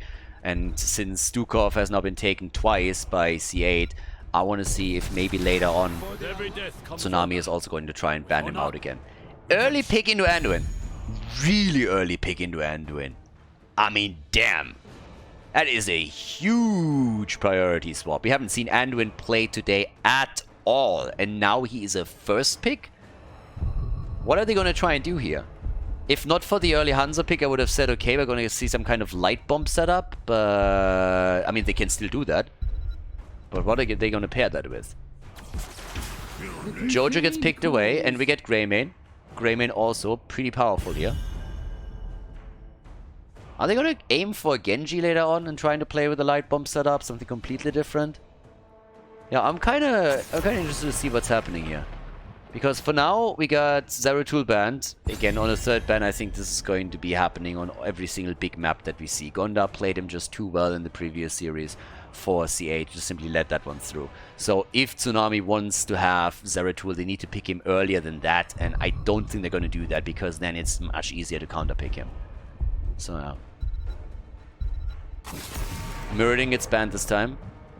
Muradin with a light bomb would also have been pretty nice. I think they played that already once. I think they had that in... if I'm not mistaken, it was an Infernal Shrines game. They had a different... I think they had also Genji in that setup, but at some point they started to use it on Muradin. And it was just brutal. Alright, so next double pick. What are we getting from them? Hanzo is in for the stuns. They need something to pair off with Anduin, or at least that's what you would assume. Mei. Finally, they have a chance to play Mei again, and they take it. And we get Urel on top of it. Very reminiscent of the combo that they played on the first map. The map where they absolutely dominated. So this main Urel combo is that they really seem to enjoy. Yeah. Mei was picked away twice and banned in one of the other series, which is the reason why we didn't see it since then from them. Kyoja with Sonya. And the last pick, Zagara. We're going for everything today. We're going for everything. We get the nerfed Zagara. They still think that she is strong enough on all direct pass to take it. So Zagara is in the house. And the last pick for the Chinese team as we are headed into map number 5 of the best of 7. What is it? What are they going for in regards to damage? They need more. Hanzo's not enough. And it's Genji. They go for the light bomb with Genji. The Shimada brothers are in. Let's go, everybody. All direct pass. Map number 5. Alright guys, we are in game number 5. Let's go! There's a little bit of a change to the draft. We're gonna go over that in just a moment, but let's go over the lineups first. So we got Mei, Hanzo, Urel, and Anduin on the blue team side. And some of you might be asking, hey, why exactly do we have a Tracer now? Didn't they lock in Genji? And, well, yes, they did, but once the game started, it became apparent that there was a bit of a misclick, so to say. Apparently there was like a lag issue or something, or they accidentally picked the wrong hero. Team Tsunami did, and they locked in a Zagara instead of Falstad. So they wanted to have the birdie for the global, and the Genji pick was countering, or supposed to counter Zagara. So the teams agreed that they would redo the draft of the last pick each. And so Falstad got locked in by Team Tsunami instead of Zagara, and the response of C8 was that they play now Tracer instead of Genji. Outside of that, the draft is still exactly the same, so just the last 2 picks here were different, and that's what results in this particular combo now. Once again, the double shield glare level 1, and they are brawling it out in the mid lane. I mean, damn son, they are already angry, and Urel goes down. God, I love this series. Honestly, this series is amazing. I love it. So much action happening. I love that we also get false set now because I just think it's great that they are focusing a bit more onto the global, given how big the map is. Yeah, so this is pretty epic. We have instantly the kill against Urel. She's down. The mad brawl in the middle, up at the top now. It's the pew pew pew from our girl Tracer against Sonya. And of course the camps are up, so all of Greymane, Malfuria, and all of the heroes that are pretty good against these are making a play for it. And Hanzo is trying to take this one solo. I mean, he needs a little bit of assist at some point, and Anduin is already underway. At the top, they're still exchanging blows. And yeah, for now, everybody is pretty much Gucci here. So yeah, we are in for a treat, I suppose. I mean, this entire series has been a treat, but we get at least 6 maps in total out of this. So time to tell who pulls ahead and is able to secure the first match point for themselves. Down here, Falsat is in trouble. Gets controlled by Mei. Now that Tracer is also saying hello. That's of course another problem that they might have to face off against. As in the mid lane, this is a real nice position for the defense against the camp. Not only is it in tower range, but you have the minions just stopping it before the gate. So that's real nice for the blue team. And yeah, Falstad with the hammer gains. As a level 4 talent. Seen some different variations in the recent past. Anduin coming in with the piercing light here. All the way topside, Urel against Sonya. And at the bottom of the map, it's the birdie. Yeah, this is actually a really nice duel between the two of them here. Gonda with the hammer gains has now, of course, a bit more lane sustain, but it's still tricky for him. And whenever we're seeing Tracer make her move for another bomb, he needs to be careful. So he literally has to just hearth back now and then probably fly back in to secure them the experience. But it is a bit of a tough one for him. Greymane, he is also going to be pretty sexy in these team fights, especially against someone like Tracer. He can do a lot. If he goes for the throat, then there's a lot to be done here, so our Tracer player needs to be cautious in these big team fights, especially, of course, if Sonya is also able to land a spear, which would be an absolute disaster for someone as mobile but squishy as Tracer. Yeah, and for now, we got a little bit of a blow-for-blow play at the top side. Doesn't really seem that anybody is going to get ahead. Down here at the bottom right now, as you can see, we have, or at the left side, we have the camp left again. Pretty slow starts. The first objective is up, but as we've seen throughout the tournament and in most of games in All-Direct Pass, usually teams don't really make a play for objective number 1 before level 7 talents are active. I mean, sometimes it even gets delayed to level 10, which is also kind of crazy. But yeah, so no objective plays just yet. Simple one-on-one situations on the top and the bot lane and a bit of pressure through the middle. With, of course, always some rotations around as someone like Tracer might go into the middle and look to see if she can maybe get a kill here.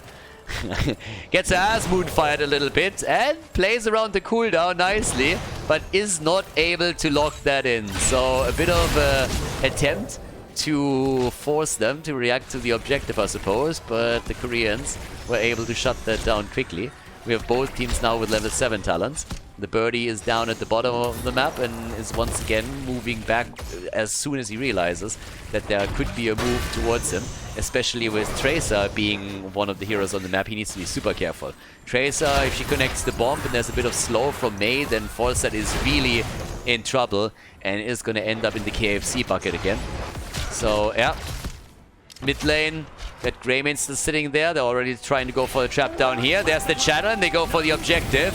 And the KFC birdie is moving in and trying to see if they can zone them off enough so that they can stop this one.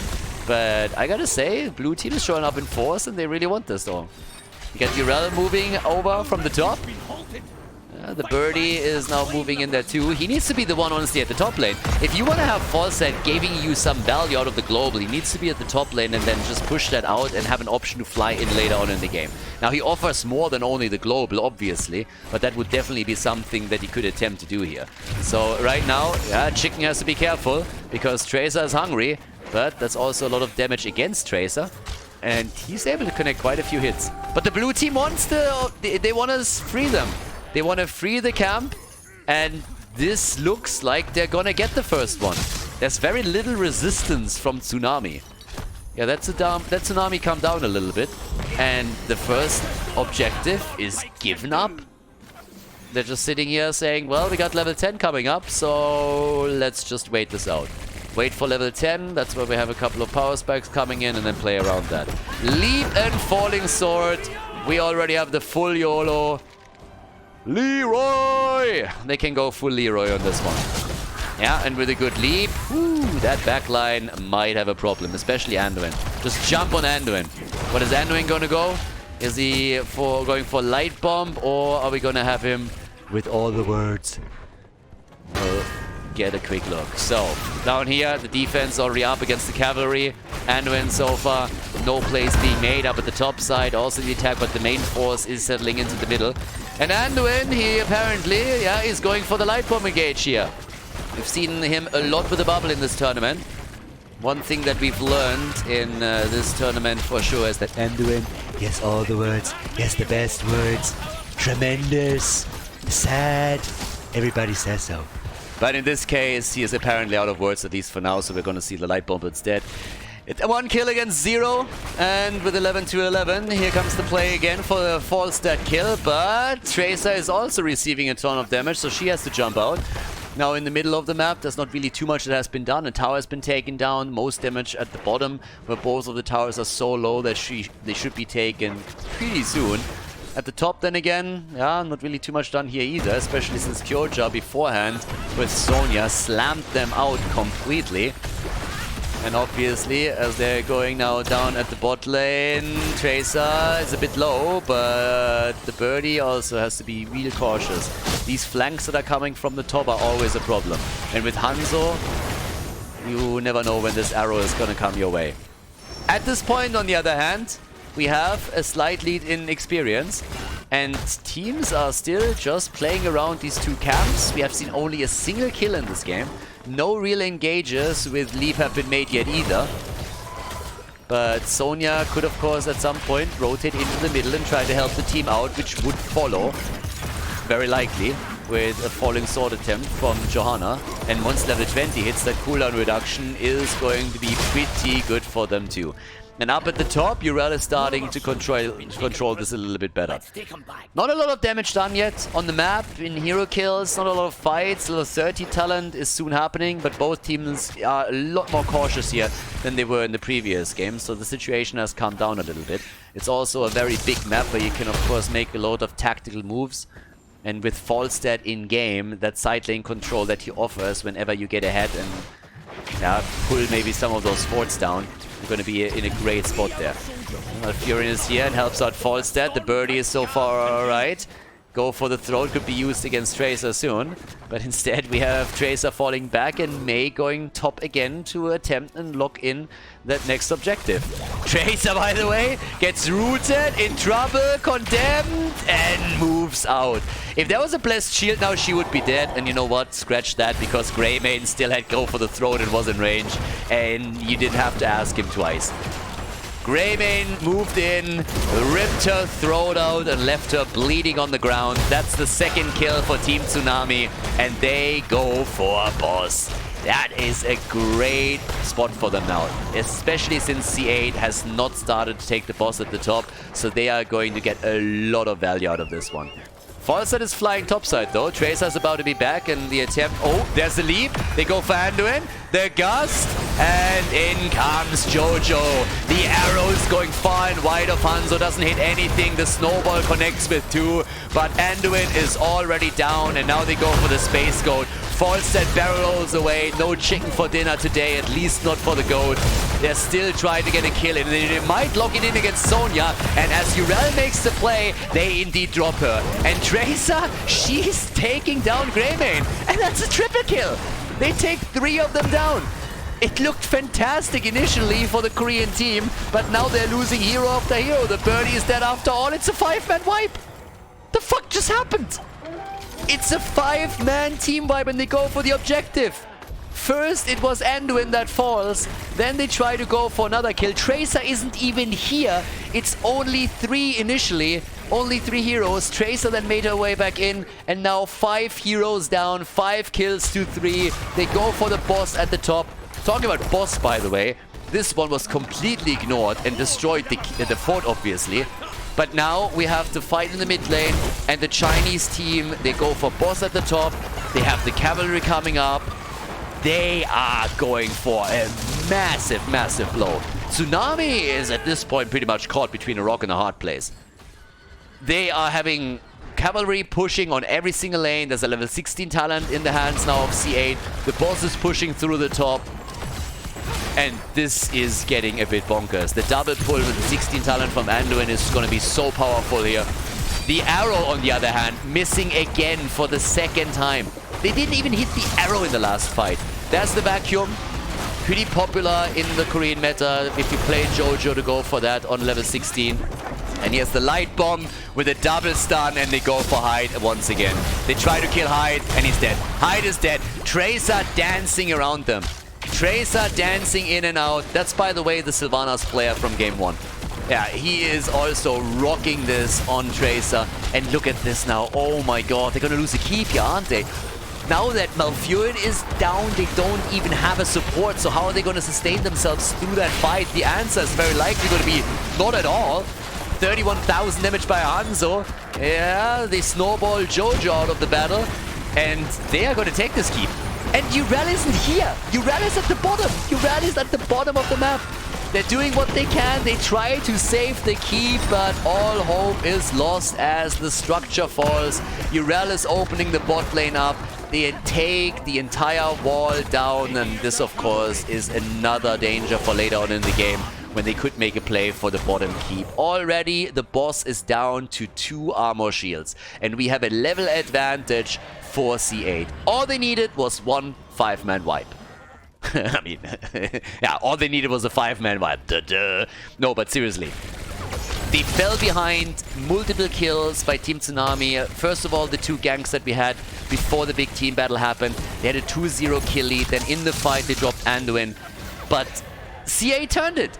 They turned it, they got the kills, and yes, as usual, a lot of them were insanely clutch. Greymane died just before he could get the final hit in against Tracer. But at the end of the day, nobody gives a shit if Tracer was about to die. Fact is, she survived, and Greymane didn't. So they get the kills, they wipe them, and then they take boss, they take objective, and they take down the first keep of the game. So this escalated quickly. Very, very quickly. And now even more engages in the middle. The prisoner camp is popping up again soon. And of course, level 20 is now the big concern of Team Tsunami. Now they have some aggressive options. They have leap, they have go for the throat, they can go for aggressive gust plays. But are those gonna work? Time will tell.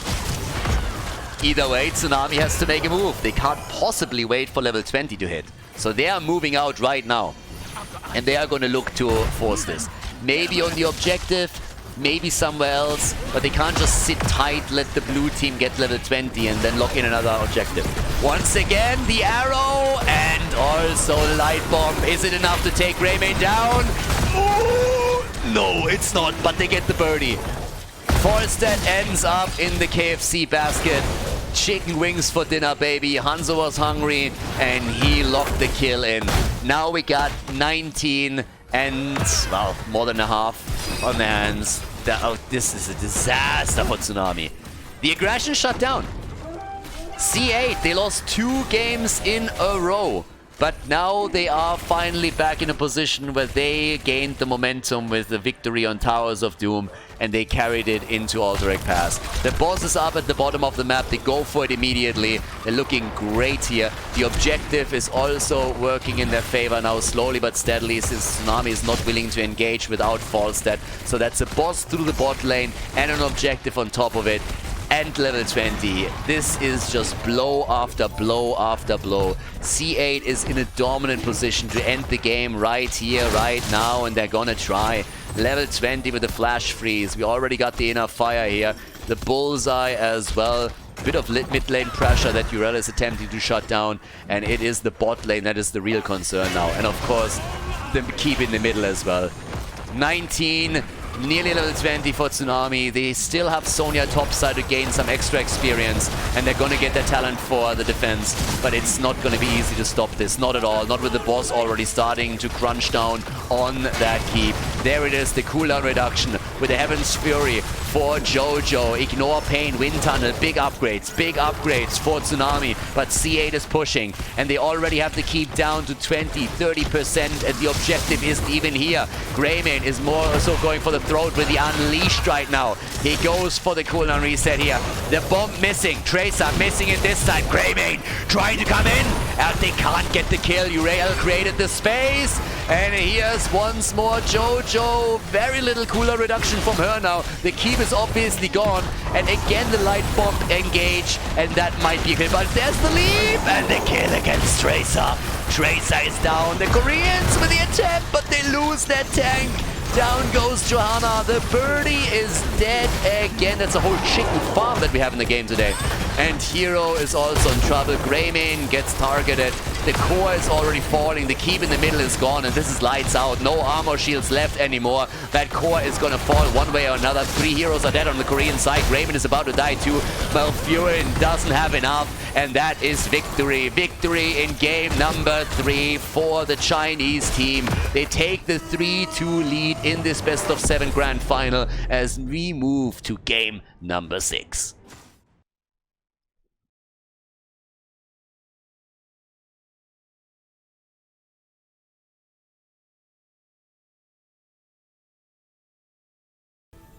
Game number 6, the lead for the Chinese team. This was back and forth the entire time. I mean, that was honestly pretty awesome. So the entire thing started with China dominating in game number 1. Then after that, Team Tsunami brings us back, even takes the lead. It's just blow for blow. And it's really cool because what happened in the winner bracket when Tsunami came in, took the first map, and then just C8 rolled them with 3 map wins in a row. So it was absolutely amazing, and I really enjoyed that. It's just so unpredictable right now what happens here. So I'm pretty happy about all of this, and we'll see what exactly the Korean team can do here, because this is obviously the first match point for C8. If they lock this victory in on Brax's holdout, then it's pretty much all over. Now, this is one of the maps where we see big differences in the way that teams approach it from the Korean meta and the Chinese meta compared to what we are getting in the European scene. At least that was the case in the few games that we've seen so far in this tournament on Braxis. Now, in Europe, what you will see a lot is heroes that are generally mobile. So, for example, a Muradin that can traverse the territory, and a Nubarak that can dive in, Karazim as a tank, Genji, Junkrat, just all of these heroes that have an easy time crossing lanes and also going over debris. Whereas on the Korean side, on the Chinese side, the last time that we've seen this year, they didn't prioritize that at all. They had 1 or 2 picks on this, but that was about it. Now, one of the heroes that is absolutely absent when we're talking about gameplay in China and Korea is Rexa. Rexa is dubbed the King of Dragonshire in Europe because he is the only one that can hold a lane and the objective at the same time because of that split, at least with that much success. And he is oftentimes also played in Europe on Braxis, so normally he is a ban here because he's just so strong. It's really impossible to win against him in a one-on-one lane because he can always force you to make that decision of either going for the experience or for the objective. You can't do both. So in Korea, doesn't play a role, so we pretty much never have them. We have right now Mephisto picked as a first pick, this time from the Koreans. Their Vala was banned out again. And yeah, I'm pretty excited. Because there's the Tigers pick, and we get that together with Ana. Not the opening that I expected, but you can already see with the picks that we have here, especially that Tigers and Ana pick, what I've been talking about earlier. None of that mobility that you see a whole lot in the European meta on this one. So yeah, this is completely wild. This is the awesome thing when you have multiple regions that are coming in and showcasing just different ways to approaching all of this. Mephisto is another example, doesn't really play a role in the European meta outside of Make playing him. There's a couple of players that every now and then will play him, but here he is a staple, an absolute staple in the meta. And of course, another hero that was pointed out earlier, Brightwing, was played for the first time in this series. Hasn't seen a single map this entire tournament until she was played in the grand final. And that's another one. I mean, Europe and NA, they love to pick those. So there's a lot of these subtle differences that we have. Garrosh gets taken again together with Malfurion. So that's a really nice setup now for the Korean teams. Malfurion is valued very, very heavily by the Korean players, and Garrosh was banned multiple times against Team Tsunami because of how much work he did in previous games. Now, if you would see a draft like this, one of the heroes that also would come to mind right away for European teams would be Zarya. If you have a 2-lane map and Zarya can really just push or help push in a 4-man, she's oftentimes taken, especially with Garrosh, because you can pick the level 4 talent for the speed barrier and then really just propel someone forward, allow Garrosh to run into the opponent's team, flip them over and create a kill opportunity. That is something we have not seen yet in this tournament either. But if anybody is going to go for it, it's going to be Team Tsunami. They locked in D.Va a couple of times. They had a couple of other picks that were a little bit out of the box for the Korean thinking and meta, so we might see that. Sylvana's banned. I like that a lot. Very powerful on this map, and we've already seen that their Sylvana's player is just absolutely crazy. The guy is out of his mind. I mean, he is so fucking strong. Mei and Urel, that's again this double hitting combo. Has this comp lost for them yet? I don't think so. I think they, if I remember correctly, they picked it on Towers of Doom, which they won. They picked it on the first map, which they dominated. And yeah, they are just murdering with this. What was their main tank on the last map? Did they pick Mei? I honestly can't remember. But yeah, this comp has not lost for them yet. So, a little bit terrified, because... Oh, there's Rexa. I love it. I really, really like it. Okay, finally we have a Rexa pick. It took them an entire tournament, but we finally have him. Again, in Europe, that would have been a first pick or ban. And we get Genji together with it. Alright, guys, here we go. Brax's holdout is the map.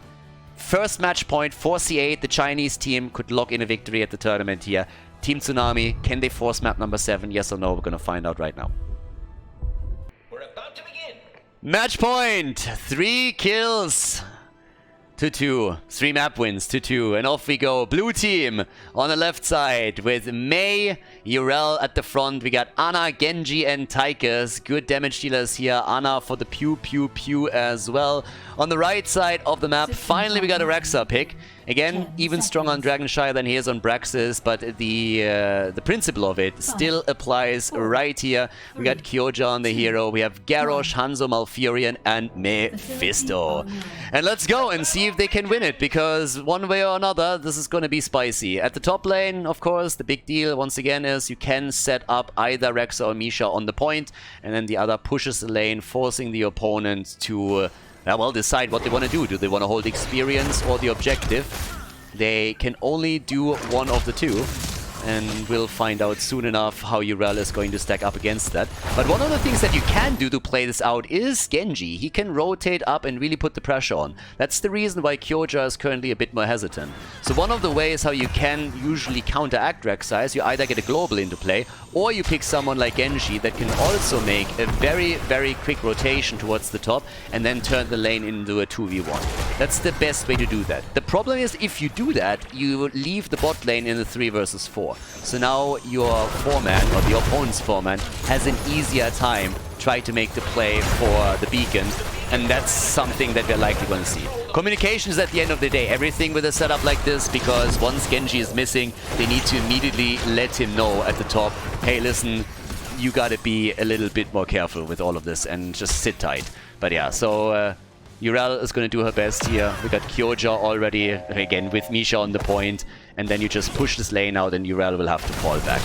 If you then also have a 4-man that is strong enough to win the bottom beacon, then you will put lots of pressure onto the opponent's team, but now the pressure is on Garrosh and he's likely going to die here. Gets body blocked and goes down. Easy kill against him, and that's bad news. That opens up also rotations from Genji towards the top against Rexa. So the 4-man bot lane is already falling. Up at the top, there's our battle already happening between the two of them here. And yes, Urel is starting to struggle a bit, but of course she has also a fair amount of self-sustain at the same point. And well, here we go. Bot lane pressure is in. Currently the 1 kill against 0. Genji is already sitting here at the side. And as soon as they tell, listen, Genji is currently not visible, Rexa needs to be a little bit more careful. But here it is, just play, moves back, and Urel takes over at this point. Misha is going to be able to reclaim that, obviously, but we have a couple of points ticking in favor of C8 now. They're taking the first 6 percentage points towards the objective. And this is, by the way, not a winner takes all. So every single point that you get in progress really matters. A lot of the objectives that we have in the game, Genji, by the way, just made the rotation that I pointed out earlier to take down Misha. So now they can take the control over the top beacon again. So exactly that tactical setup that I was explaining at the beginning of the game. But as I said, a lot of objectives that we have are winner takes all. This isn't really the case here. We have Master Assassin for Tychus, totally in line with the Korean and Chinese meta. Even the Europeans have picked up on that. You don't take it for the quest completion, but it's all about that increased attack speed that you get from Tychus, which is exactly what's happening here now, because it applies to Odin too, and that makes this even better. So, for now, what we have Indomitable in on the level 4 talent. In this case, it's the Hungry Bear on the level 4. Went into the Bird of Prey, by the way. So extra damage to the minions, which allows Rexa to push the wave out even further, applying more pressure onto the solo lane at top side. And as you can tell, we have now at the top, again, the control from Rexa and trying to threaten Urel even more. And as the team locks in the victory at the bot lane battle, they have double beacon control. And Urel can now try to retake top, but it might end up with her losing some experience. And on top of that, she's gonna need some time for it, because Misha is on the point and quite tanky. So we have 44 percentage points towards Tsunami's first objective in the game. Sitting at 46, even if they lose out on the objective, they still will have a small wave that can do some work here. And now it's up to them to push this back, because Urel is busy trying to hold the top lane. Down here, potential kill. But it's, yes, maybe no. Ana is dead, and they can't get the kill. Missile build again for Mephisto. They are not able to get the kill against Mei, but they are able to get the objective. And what happens? Genji rotates top. Genji immediately rotates top. Misha will fall likely, but all they want to do is get a few more percentage points towards the objective. So yeah, so they're buying time here. And as you can see, it works out pretty well for them. 80% already, and even the rest of the team is now starting to make an approach topside in an attempt to get even closer to the first Zerg wave. Level 7 is in, a kill for a kill so far, and camps are now taken. That's another push through the bot lane. The blue team getting a few more points for themselves here as Garrosh rotates back down, so they're trying to retake this. Misha is already making a move up at the top. Genji now with his own level 7, and they're going to claim at least one of the two. Misha takes the top, they take the bottom, and if they complete this, then this is going to be a wave. But it gets contested, and a play for High to nearly falls, but he is able to retreat, thanks to Garrosh, who flipped him out of the fight once again. Nicely done. 36% against 84, and the red team, the Koreans, they lose once again one of their players. This time it's Hanzo who gets murdered. Tychus is able to drop him, but they still hold the point, and that's the wave number 1. 100% against 36, so the push to the top lane is gonna hit them hard, and C8 will have to rotate Heroes topside if they want to defend this successfully. At this point, it's a big play. Oh, and that's a problem! The stun and nearly the kill against Urel. They're chasing her, but they can't dive too hard because Rexa is low and they know that a rotation is coming. But boy, that was a problem. That could have been a disaster. If Urel dies in that situation, then it is lights out. But they can still do a lot of damage here. They're breaking easily, of course, through that double connect here. On the backline, not enough damage. The Guardians still alive. And the flip against Urel. They want her. Can they get her? I don't think so. But at the same time, it's the frontline that's also in trouble. Garrosh turns it around again, and they get the kill against Tychus. Nicely done. Big battle at the top now. And they are closing in on level 10, which could allow them to go for boss even, or force one of the forts down. That's what they're currently trying to do here. Nearly a completed quest for Mephisto too. He defeated the bot lane wave. And at this point, of course, level 10 is so incredibly close. The fountain down makes it harder for whoever holds the top lane to win the lane against Rexa. And it was already difficult enough. This is one of the maps that can easily snowball if a team is able to take these fountains and, of course, the forts down. So that's a great start for Tsunami. That's a fantastic start into this game. And it's an important one too. They want to bring it to the final map of the best of 7 series. C8, they want to end it all here and claim the title. 2 kills to 2. Camps taken again. Damage output on Hanzo, sitting at 30k. Mephisto with a 20,000 goes on level 10. Oh, tries the ult. Also double checking here for a bit of scouting, I suppose. So checks that, and they go for another kill, and they get it. Hanzo with a better safe than sorry move and goes for the short distance arrow. They lock Urel down before she can use her ult. But Genji with a counter kill. The boosted Genji. Nano boosted Genji drops Hanzo. The Shimada brother battle. And Genji decides it in his favor. Nice. Yeah, well done. Gets the counter kill and pretty much negates that little advantage that Tsunami was trying to establish for themselves. Now with the top fountain eliminated, we still have Rexa rotating down to the bottom of the map, setting the new one-on-one lane up here. But yep, we got a party on our hands. They are fighting tooth and nail here. Top side, still the 4v4, but they still deal with a camp that was taken a second ago by C8. Hanzo has to be a bit more careful and is just double checking that nobody's taking the boss. Information is everything. You need to know where your opponent is. You need to double check. Are they going for the boss and trying to pull a fast one? Or are they just sitting tight, going for some other camp on the map, maybe even laying a trap for us somewhere else?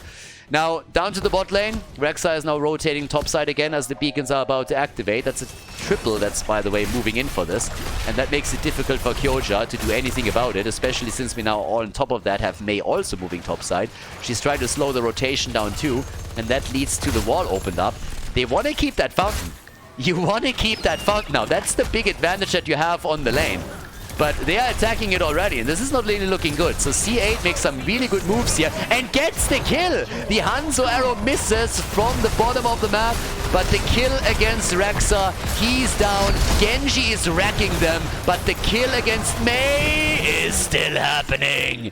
Kill for kill. Urel, in the meantime, she's murdering the bottom fort. C8 are pulling ahead once again. Slowly but steadily. Big plays here. And of course, now the next play for the frontliner as he goes out just a bit too far and gets punished. 5 kills to 4. They are crushing the Chinese team with fantastic performance in game number 6, and they're getting closer to a tournament victory. Urel gets blocked for a moment, but she still gets the ult out and is able to move back out. Ana, dodging out on the damage from Hanzo, is still alive, and this is just incredible. Great jukes from the Chinese. And of course now they have a mad progress towards the second objective of the game. 86 against 0. And they are still at the bot lane in control of their fountain, they're in control of the fort. So they will always be able to establish a better position there. Up at the top, the situation is dead even as none of the two teams still have a fountain on lane. Yeah, Urel gets attacked again and now she has to be careful. She doesn't have her ult any longer. So it needs to be real careful in that situation. Level 13 talents, 38,000 damage by Hanzo, 33,000 by Genji. They take it again, and that's a big wave now. 100 to 0. 100 to 0, everybody. And that is gonna hurt. Oh, but maybe kills coming in could help, and they get one. Do they get more? Genji zipping, and he goes down. Hanzo with a double kill. Hanzo with the double kill. They go for Urel, but she survives. But they get the double kill in that situation, and that was spectacular. That could help them to really bring this back slowly. Now the fort at the top is still falling. At the bottom of the map, there's another fort that will likely be dropped, if not now, then later by anybody that moves in onto the lane.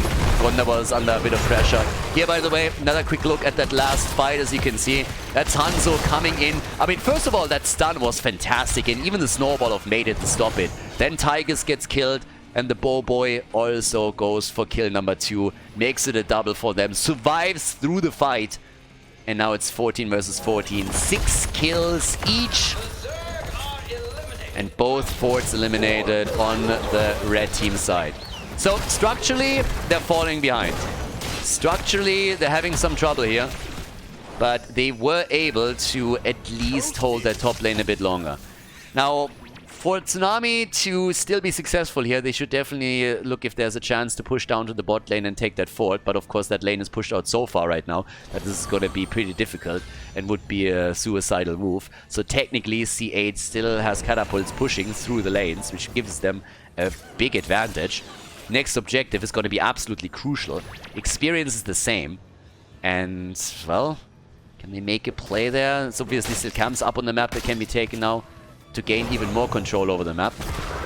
And Gonda, again, they want to get close enough to drop that. It's not the biggest deal in the world, but those catapults on every third lane, that's just a thing. Yeah, so you got to be careful with that. One way or another, level 16 talents will hit sooner for C8 than they will for Tsunami. So there's a window where they could force a fight potentially. And Tsunami is getting forced into a very defensive position now. You can already see that the minimap top side as the camp and the minions are pushing in. And with them having to defend here, C8 is trying to take full map control by stealing one of the mercenary camps away. And they have level 60 talents now. So there's no way Tsunami voluntarily engages into that battle. They give the camp up, and that forces them even further back. They have to play it safe now until they have their own talent. Level 16 with a reflect. We got again the Titan Grenade here. And they try to make the play for Mei, but she pops the trade and is still perfectly safe. And of course, by now, with so much pressure and so much control, they instead simply move for the boss. And yes, there comes the vision. There's the vision. Ult from Mephisto to show them where they are. They need to double check if they're on the boss. They need to play for it. Here comes the move. And they stay on point for just a second, but the boss is taken. Genji is down. They need more, and they get more. 1 down, 2 down, 3 down. They get the triple kill, but the boss has been taken and need to deal with that. Urel is getting attacked and is about to survive again. Maybe, maybe not. Nice move from Garrosh. But can they take Urel? That's the question. 400 hit points, hoppity hop. The GOAT is jumping around as the team in red is aiming for at least the objective with the beacon claimed at the bottom and also up at the top. Urel gets away. This is getting ridiculous. Here's the fight. 4 boss. Nice snowball, but it wasn't good enough. At least initially. Genji, he died. And then as they pushed him off the point, finally lock in the boss. But can you imagine for just a second if they don't take the boss here? If somehow Tsunami gets the boss, they take boss and objective and the kills, this would be a completely different story. As it stands, they have a massive wave. One way or another. It's 90, 92, 94%, 96. Misha, long enough on the point to help them with that, but they don't have it locked down yet. They took the bottom fort, that was important. 7 kills to 10. Lead in experience now too for Tsunami. They are trying to claw their way back into this. This is do or die. If they lose here, it's over. They need to somehow pull this off, and they're doing whatever they can to make that a reality. So now with a move down to the bottom beacon, they obviously hope for the big wave. And well, there it is. There's the play. Already made for Urel once more. Sorry, for Mei at the front once more as they're trying to poke her down slowly but steadily. Urel is the one jumping in at the side, and Garrosh is again low. But also the camp up at the top. So this one is going to do some damage with the next wave that comes in. The fort likely not going to fall here, but will take some extra damage that could allow them for a push later on in the game. For now, Urel again looking for that flank that they could set up here. Genji in trouble. And they tried the stuns, but the short distance arrow of Hanzo this time was not enough. The trade, and here comes Odin. And everybody's low on the red team. They lose Mephisto. Mephisto is dead, and this is trouble brewing at the bot lane. They're zoning them back again. Urel is hopping in deep, and they get the kill. Hanzo is down, and they go for the next play. They take down Garrosh. That's 3 heroes dead at this point. They kill Misha too, but they lose... No, they don't lose Urel. Who am I kidding? Of course they're not losing Urel. Instead, it's Malfurion that dies. 5 heroes against 1. Rexa is the only survivor, and with all the heals that are coming from Ana, she goes for the pew pew pew. They are moving in for the key. Can they go core? I doubt it. Maybe 10 seconds on Mephisto. Misha back. I mean, it's a bit of a risk. The problem is... Yeah, if they go for core and they can't take it, then the issue that they're gonna have is the objective that could still be claimed. Feign death, that's just delaying the inevitable. He's dead. He's dead. He has to be dead. He's down, and we have Mephisto on the map. Oh, Mei, she survives. Hanzo's back in a second, but Mephisto is down. They get the kills, but the attack is still ongoing. The shield is not gone yet. Garrosh is back. Hanzo is back. They're fighting. They're trying. Mei is low. Shots are fired. The core is falling slowly but steadily. Urel jumping in again. Malfurion is back to business too, but the core is down to 50%. Hanzo gets boosted once more. They go for Mei. They try the kill. Indomitable being used to dodge out, but this is game. This is victory. China wins the tournament. C8 with a 4-2 win against Tsunami. GG.